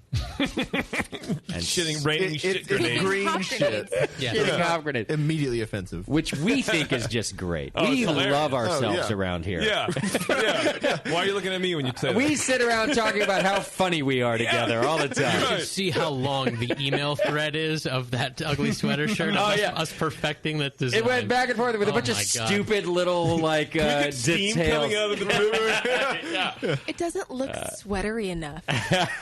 But steam coming out of the poops is a good addition for next year. Yeah, that's not a bad idea. Thank you. Anyhow, so clearly it's now a series of ugly sweaters, T-shirts, ugly sweater shirts. Oh man! TheBrewingNetwork.com/on tap, and there's a lot of ways that you can buy Christmas gifts and support the BN, and also our sponsors like the wonderful Moonlight Meadery. Yeah, that's right. If you want 15% off of your purchase, you can go to moonlightmeadery.com/BNArmy, and it'll redirect you to Moonlight site, and the code I believe is automatic. And go in and grab some tasty meads, man. He ships to maybe half of the country so far. Wow! But 15% off. That's pretty sweet. On That's pretty good nice. meads, man. Yeah. So check him out. moonlightmeadery.com/BNArmy. That's got to make a great Christmas gift too, right? I mean, for people that it's so yummy. Like, who's not going to like it? Perfect stocking stuffer. Yeah. I mean, it's what 375 mils or something like that. I'm just going to throw this out there. Some Kurt's apple pie for Beverly. You will. Christmas. You know, Bevo. You know what Bevo needs to do is like some of those chat can girls. I mean, I've read about it online. It's a phenomenon. I don't know anything about it Chat firsthand. can girls. Heard about but it. then you get like tips and presents, and people buy you stuff. Oh, really? Maybe that's what we need for Bev. For Buy Bevo. Bevo stuff. Yeah, Right. That's and then, our new you just, campaign. tip in. Buy yeah. Bevo Buy Bevo stuff. Yep. And if you buy her a bunch of Do Kurt's it. apple pie, Sammy will finally get laid. It's not by Bevo's That stuff. might It's happen. by Bevo stuff. How old is Abigail now? 3. Sammy has not gotten laid in 3 years. Well, 3 years can't and blame 9 her. months. She Almost 4. She just had a kid. What a trooper that guy. So- Sam hasn't been laid in 5 years. Bevo needs Wait a some second. Kurt's apple pie. And it would just all around make me a nicer person. We know that's true. I agree with that. Yeah. That or a lobotomy. Everything helps. Tequila, not so much. Mead, yes, makes her a nicer person. Tequila makes me very smart. It does? She thinks so. Said every club rat ever. Yeah. All right, let's do some beer news, shall we? Yes. Please. It's the Brewing Network's Beer News, brought to you by homebrewstuff.com. Yes, and Homebrew Stuff, along with every other retail outlet on the planet, is running Cyber Monday deals as I talk, which means that the madness of Black Friday is over, and people, as per usual, waited hours in the freezing cold to buy cheap TVs and toys destined for landfills. But amongst all the consumerism, there was the great beer people of Milwaukee. I don't know if you guys heard about this, but there were about 800 people in line before 8 a.m. Friday. They waited in 15-degree snow outside of Lakefront Brewery there in Milwaukee to buy a limited edition Black Friday bourbon barrel-aged Imperial Stouts. The 4th year they've done it. They sold out 5,022s in under 4 hours. Wow. At $15 a pop. This is a nice festive atmosphere, a DJ, breakfast, plenty How much of beer money on is tap. that? Oh, man, it's like So keep 70 going. grand or so. Wow. Bourbon barrel stuff from It's like $75,000. It's a lot. Did you see the brewery? God or bless just him. Did you see the brewery that it's from, or just the style? Lakefront. Yeah. Oh, okay. Yeah, the styles. Fucking pay attention, Beauty. What are you, playing 20 questions over there? Oh, I'm drinking tequila. I'm trying to get smart. I see. Dry hopping. Is it on the hot side? Lakefront Brewery. Do you barrel age on the hot side? When does that happen? Wait, how many? Sorry, $15 times how many? Times 5,000. It's $75,000. That's Still 75 that's grand. At least I'm- $30. You drinking tequila I'm in there, drinking Beaver? tequila in here. Yeah. Lakefront Brewery owner Russ Klitsch said the business would take in more money on that Black Friday than any other day during the year, of course. He said his employees got the idea after they tried doing early hours tours for beer lovers on Black Friday a few years ago, and people just came out in droves at 8 in the morning to drink beer. So he said he figured at that point, time to make a beer for those people. So I had to do a Black Friday story since here we are on Cyber Monday. I think that Black Friday is a good day to do beer events because you have, well, you've got the people that are out doing Black Friday, and they need to drink because they were out doing Black Friday. Then you have the snarky people who, I hate Black Friday. It's very retarded. It's so consumer, is it? They need to drink. They need something else to do. Everybody sort of wins with a Black Friday beer event. And then you have the people who drank too much on Thanksgiving, and instead of having Bloody Marys, they can have fancy beer. I know some of those people. The reason I asked... I was one of those people. Yes. The reason I asked who it was is because I heard that Goose Island was releasing Bourbon County Stout on Black Friday also, and they were having lines form at liquor stores. They might have done so, too. Yeah. Okay. Black Friday. Well, as if you needed another excuse to have one more beer, here's a damn good one, courtesy of your friends at the Brewing Network. The future of your lineage may depend on it. A new study conducted at Massachusetts General Hospital in Boston has illustrated preliminary findings that a pint of beer a day could increase male fertility. Oh, my God. The study examined 105 men, all of whom had wives or girlfriends undergoing in vitro fertilization treatment at the time. They did an extensive dietary survey on these men. The results indicated that those who drank the most alcohol, though even the highest consumption of the group was fairly moderate, the equivalent of about a pint and a half a day or so, had double the chances of conception than those who drank the least. If this is true, I could get Bevo pregnant from here. This is my last pint, everybody. I'm stretching to heroin right now. Specifically, Bevo, wake up. I just got you pregnant. Huh? Yeah. She has no idea. Hold on, her mic's not She's like, I didn't even know. It felt much like the first Yeah, time she it got just pregnant. happened. Yeah. You're pregnant. And it's mine. What? Sweet. It happened through the glass from the other side of the room because I have a lot more than a pint and a half a day. Yeah. Massachusetts General Hospital says it is so. Yeah. So your little guy. You're welcome. Holler. You got some swimmers there. That's right. They be swimming. Specifically, it was about a 57% chance of becoming a father. Those who drank little to nothing had a 28% chance of the people in this study. So it really was a huge difference. Possible reason behind the link may just be mental, insofar as social drinking can. I am also mental. Go on. I concur. Check. They had an ugly wife. Social drinking might benefit couples trying to conceive because it helps reduce stress, and you just kind of relax.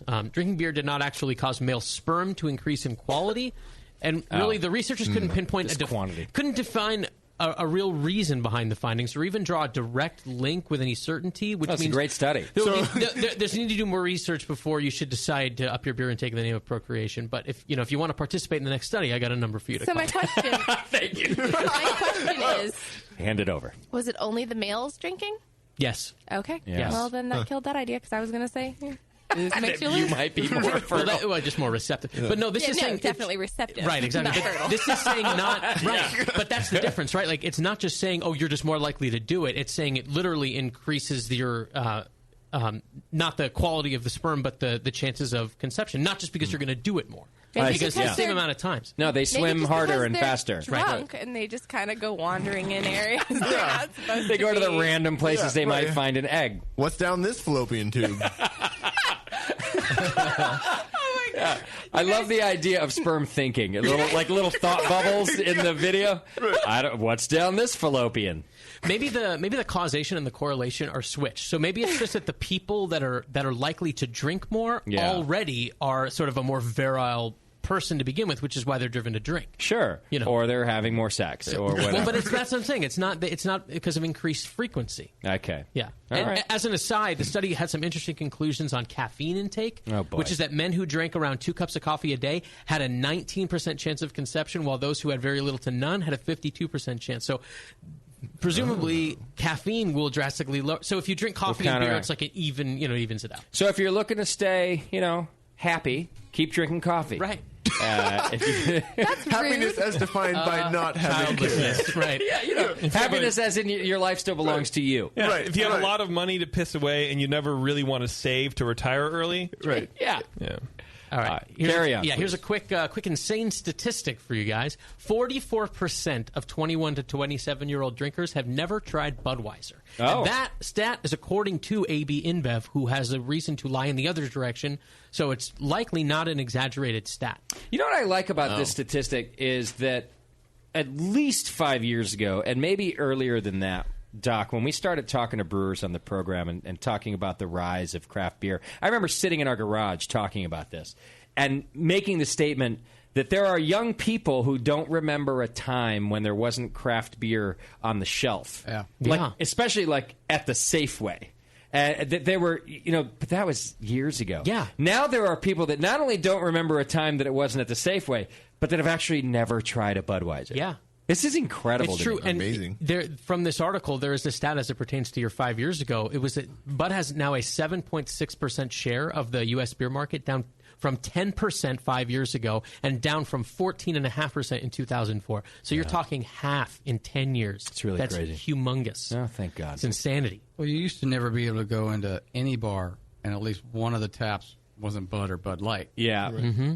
And now it's kind of commonplace to not see that Anchor or whatever. Yeah. Absolutely. Anchor beer right there.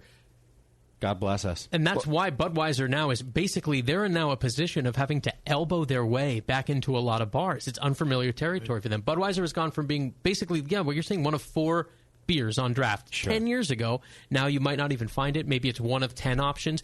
Distributors are getting clever. Like this article was saying, they, on Halloween, to get Bud on draft at bars, were selling Bloodweiser, right? Yeah. Food coloring red Bud. And that was the only, and some craft beer bars were like, yeah, all right, fine. And they put it on for Halloween, but that's it. Menstruizer. Oh, no. So weird. Hey, that happens more than once a year. That's once a month. Once a month. Yeah.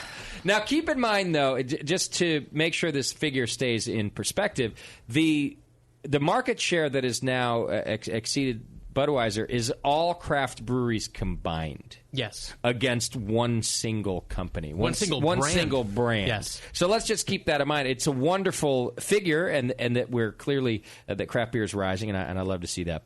But that is still all 3,000-something breweries in America versus one brand. Yeah. But that's unfortunate for Budweiser. The stigma is so great that the 21 through 27s, they think it's so bad that they're not even willing to try it once. And especially with the cost, right? Right, because exactly. I drank Natty Light because it was the cheapest thing around. Yeah. I also didn't know what craft beer was at the time. I won't lie about that. But at that age, $4 a 12-pack, I think it was. They just don't want to be the people drinking Budweiser. Right. They're willing to pay more, too. I wonder if it begs the question of is the common beer drinker becoming less adventurous with their beer drinking. Right. Because they're not willing to even try it. Like you said, based on the cost point, it's everywhere pretty much. That's not a, quote, craft beer bar. Are we kind of shooting ourselves in the foot as a movement, right, as an industry of saying, oh, we're too not hoity-toity. I don't think it equals less adventurous. I think it does because not trying the one major brand is less adventurous. Only the one that was asked about. But maybe it's it's a Bud Miller or Coors or PBR. I'm not going to drink that shit. I'm a fucking 6% and over, baby. 20 IBUs or less, get out of my face. Yeah. I don't know. It's a thought because I can like see you said, a it's a snobby crazy stat. argument being made, but not a less adventurous. Because I think on the craft side, you're still then trying 12 different brands. Right. Well, yeah, but versus the one. How about counter marketing? You know what I mean? Like they're willing to kind of buy the hype. That Budweiser's going to be gross, so I'm not going to try it. Well, how do you know? So that I agree. Right. Yeah, there could be part of this. I mean, yeah, there could be part of this, and that's what I mean about a little bit of snobbery, a little bit of hipstery. Yeah. We're not going to try the man's beer. Right. It's kind of like that. It's like it's the man bringing us down. It can't be good. Right. Yeah. Well, yeah, it can. It was the dominant beer for decades. Yeah. For a reason. Yeah. I could see the price inhibiting adventurism. Amongst the same price point, because you're like, well, I'm going to spend $9 a 6-pack. I'll buy the one I know I like. Yeah. Versus $9 for a 6-pack that I'm rolling the dice on. I'm guilty of that right now. Right, exactly. Yeah. But by the way, I think we suffer that problem since they're cheaper. Yeah. Which is even more of a problem, I guess, for Budweiser. I think we just started a new Brewing Network show, a new series called Hipsters Arguing About Beer. I think it'll be an interesting... I think that's our whole network. Oh, I think it'll be a fascinating show. People will just love it. I had this beard before those assholes thought it was cool. Yeah. Technically, I was growing mine before you were growing yours. You were probably Bevo's hanging herself with her earphones right now.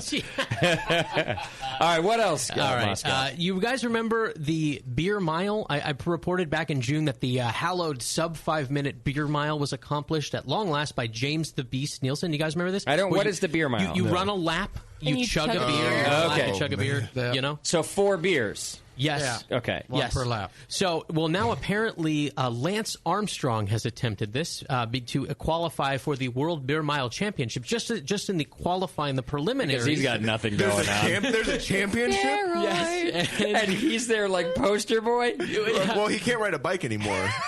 He can't. Okay. And he can't do the beer mile either. He quit after 1 lap. Really? Yeah, and his quote was, "Well, that was not what I expected." So you have to do it what under. did you expect? You have to do the mile under how many? No, there's no set time. I'm just saying that's the world record. It's just the fastest to do the mile. Yeah. By chugging a beer each lap. Correct. I think I'm in. The running part might get you. Yeah. Right. Yeah, you know you have to run in between. Oh, I have to run? Yeah. Wait. Well, I'm if Lance having a Armstrong brilliant idea. can't even finish, maybe I just have to walk. What's your idea, Beaver? Chug a beer Yeah. and ride a Segway around. I'm in. I had a similar idea. Chug a beer and stand still while you wait for another beer. I'll wait for the mile to come to me. Yeah. Right. Hey, wait. Check this out. Chug a beer and then go to sleep. You Perfect. win. You win. Yeah. I feel like I should do the beer mile, and I feel like the Brewing Network world needs to see video of it. I agree. We could do it for charity. Because I'm either going to die or throw up. Or both. Or be totally fucking victorious. People could donate per lap. How many laps are you going to actually do before you quit? It could be like a walk. It could be like a walkathon. Did I miss the qualifier already? Can I still qualify for the World Beer Run? I believe you can.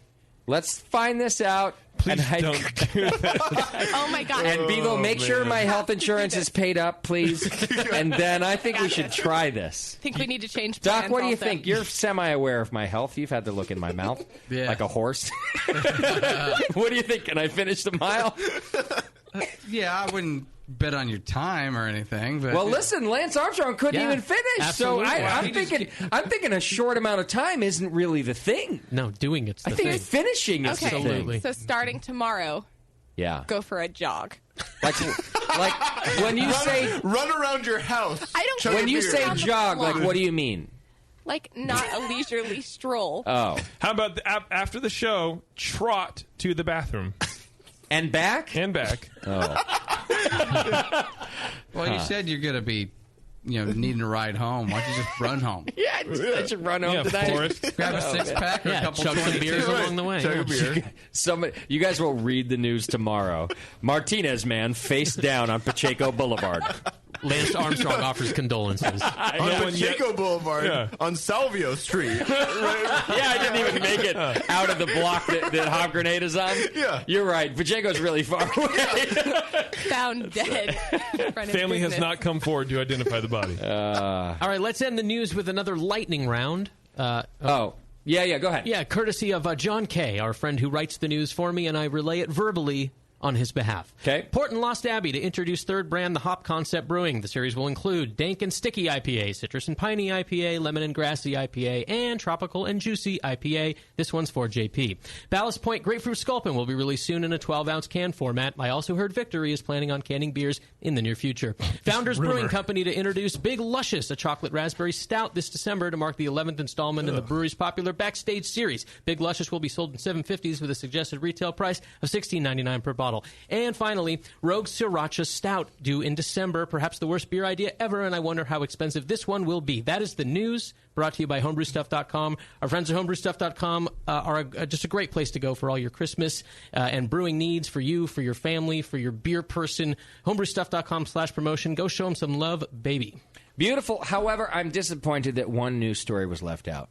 What? And that was, I think it came out last week. It was a new study that 9 out of 10 heavy drinkers, which heavy drinkers are anybody who has more than 5 drinks in a short period of time. Like a Wednesday. Everyone you went to college with? a Wednesday night. Right, Wednesday morning. Tonight. 9 out of 10 heavy drinkers are not, in fact, alcoholics. Hey! Wow. That's right. Only 1 in 10 people who drink large amounts actually display the qualities known as the disease of alcoholism, like withdrawals and other sorts of health problems. Yeah, it's No matter how much their wife screams it at them? Yeah, like they actually don't have that whole habitual. However, the study also did not condone that amount of drinking and did not say there are no health problems with drinking that much. Yeah. I just thought it was nice to know that 9 out of 10 of us are not alcoholics. We're looking at you, Doc. Right. You know why I didn't 1, report that? 2, 3, 4, 5. I didn't report that. I'm going to channel Dr. Drew for a second because it's not new news. That it's not defined by quantity. It's defined by consequences. Right. What happens when you drink? Still, however, it was the health world as a whole, for apparently, at least according to the article I read, has for the last 20 years really decided, well, quantity is part of it, and that this is why we actually think people are alcoholics. But after studying people for the last also 20 years, this study did. They were like, actually, no, 9 out of 10 of them do not display. That's a huge number, actually. It's the disease qualities of alcoholism, where it's actually compared to cancer and other things.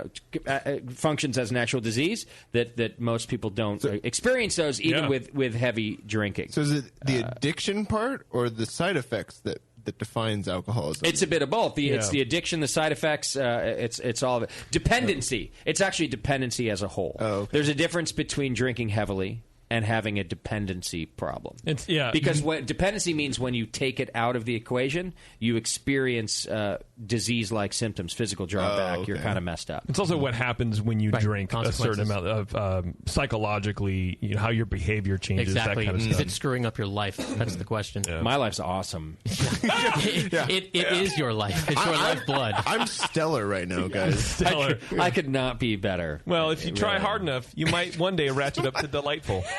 That's right. Maybe. Says Kim Shimke. Right. All right, let's finish out our Twitter game. What was our Twitter game tonight, JP? Our Twitter game was, I wondered if anybody in the BN Army had any recommendations for Tasty's recovery regime, how he can bounce back on his feet lightning faster than ever. Because he's out with the flu and a broken something. That's right. Broken something or other. We're not sure. Our good friend Don Boyle says cookies, session IPAs, and MILFs. Yeah, that's how Tasty's going to get better. Yeah. Isn't that how he got sick? Maybe. Well, what doesn't kill you? Baron Sluter says eat a lot of cookies. Wink. Okay. Myron Arquinez says gilfs make him chicken soup. MILFs spoon feed it to him. And college girls sponge bathe him. Yeah. Oh, God, if that doesn't make you better, I don't know what will. Right? Made me kind of sick. Thinking about it. I think I've got the flu. Oh, I get it. I'm not feeling well. Yeah, I'm not feeling either. Matt Hudson's Haney, who has a hyphenated last name and is a male.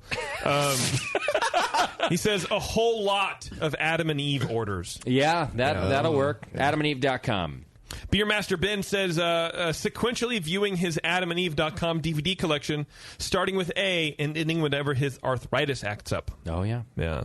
That'll do it. Sean Kampshoff says 72 virgins or a 72-year-old. I forget which. Okay. I thought that was funny. That's good. All right. Cyto Runner says a vaporizer of, quote, medicine, a fistful of Viagra, and those pictures of Bevo he took during the BNA Night drunk tank. Where are those? They're in the cloud somewhere. Okay. That was not a good She cheated anyway. Of course she did. Jeff Granlick says it's a 3-step program. Step 1 is Waka. Yeah. Step 2, Waka. Step 3, Waka. Oh, Waka. Repeat as needed. Got it. On the bear behind, I imagine. Follows that. Scrappy Hound writes, hate to break it to you, but at his age, there's no hope for him. R.I.P. Tasty. Wow. He can't recover from the flu? Can't recover from the flu. That's it. Do we have to go on? The flu kills more elderly people every year. That's our winner right there. And I heard something say right. about broken bones kills old people. See? Okay. Broken flu bone. Oh, God, he's got the flu and a broken bone. He's finished. Yeah. Shit, that's why I wore is 2 gone. jackets in case I need to be formal for tonight. I didn't know what it was going to be. It might be a service. Right. We're going to give him an Irish laying out. Scott Pierre says, following Dr. JP's orders to suck a dick, bro. Oh. And then last but not least, Keith Brown just asks, hospice? So that's similar to the other one. Those two are good. But just don't sign the DNR. What was the other one? Hate to break it to you, but at his age, there's no hope for him. R.I.P. Tasty. Hospice is a little more clever. Yeah, I could give it to Keith. Hospice is they're the people that come in to take care of you as you die, right? Yeah, exactly. So I'm voting hospice. Just for the record. Yeah, they turn your own living room into God's waiting room. That's their slogan on the brochure. Yeah. They give it to you, and you're like, "Oh, really? That's my." That's kind of tacky. Yeah, but look, what are you going to do? Die in a hospital? That doesn't sound so bad. I'm going hospice. Anybody else? I'll do hospice. Hospice is our winner. All right, Hospice, send an email to bevo at thebrewingnetwork.com. And, please refer to yourself as Hospice when you send an email. She'll get you a prize for participating in our Twitter game of the week tonight. We appreciate it very much. Thanks for doing that. Also, as mentioned during the Twitter game, don't forget you can go to adamandeve.com and use coupon code BNARMY. That's BNARMY. And you get tons of free stuff. You get 50% off. You get a bunch of gifts now. You get DVDs. You get free shipping. You name it. Just use coupon code BNARMY. And believe it or not, it's a great way to help us out. And what's great about that is you can get all that stuff for free in your order, then re-gift it as stocking stuffers, if you'll excuse the turn of the phrase. True that. Stocking stuffer. Oh, yeah. And then just say, hey, I got this, lube for you. Did you just wink at me? Yeah. I was like, yeah. Because I meant, like, you're going to put it in my stocking, right? Yeah, cool. Yeah. All right, good. I was waiting for a gift. Yeah, you're going to stuff my stocking. Yeah. Right? All right, stuffing for everyone. Yeah. You're not the one who got winked at. Yeah, that's right. I know. Got a little J over there? It was more of a nervous twitch about being stuffed. Ow. You're wincing. I hate it when that happens. Yeah, you're prematurely wincing. Yeah. It's all right. But whatever. Maybe it was a wink. I'm prematurely wincing. One man's wink is another man wins. You know what I mean? Yeah, JP, I'll take it. Okay, and ladies and gentlemen. First wins I've gotten in a while. All right, I think we're off next week for the Doe's Christmas party. Yeah. We're going to go hang out over there, so we'll be back after that with our second round of the Rogue game, where we'll find out who gets to go to Rogue. Yeah, you know who's the guest is the world's youngest Cicerone, Angela Steele. Oh, that's right. A 21-year-old young lady who's the youngest Cicerone, doing great things in the beer world already. She's coming out all the way from Michigan. I thought it was Denver? Grand Rapids, Michigan. Oh, Michigan. Okay, Grand Rapids, in studio, baby. All right, beautiful. So tune in for that, and I think we're doing a little beer education with her at the Hop Grenade, too, so stay tuned for that stuff. Cool. Wow. All right, well, thanks, everybody, and Tasty, I hope we don't have to call hospice. Go ahead, JP. Janice Brown. Thank you to our show sponsor, More Beer. You can get absolutely everything you need to make great beer at home by going to morebeer.com. Bike Dog joined us in the studio today. Check him out next time you cruise through Sacramento on your way away from Sacramento. Follow JP on Twitter at Major Jip and talk about beer and video games and boredom and cats. Both Warren and Doc were let out of the house to join us tonight. Thank you to their respective wifeys. For some good beer insight and homebrew info, follow Nate Smith and Nathan Homebrew and Mike McDowell at Tasty McD. Production director on this session has been Push Eject. Today's show has been produced by Scott Moskowitz. JP had an amazingly full bladder consistently throughout the entire show. Beverly was drinking the same Kolsch from the same tulip glass all show long. And your host was Justin Crossley. Be sure to find the Brewing Network on Facebook, Twitter, and Instagram. JP's an asshole. Justin's a nice guy and winning the race. JP does great as his chair.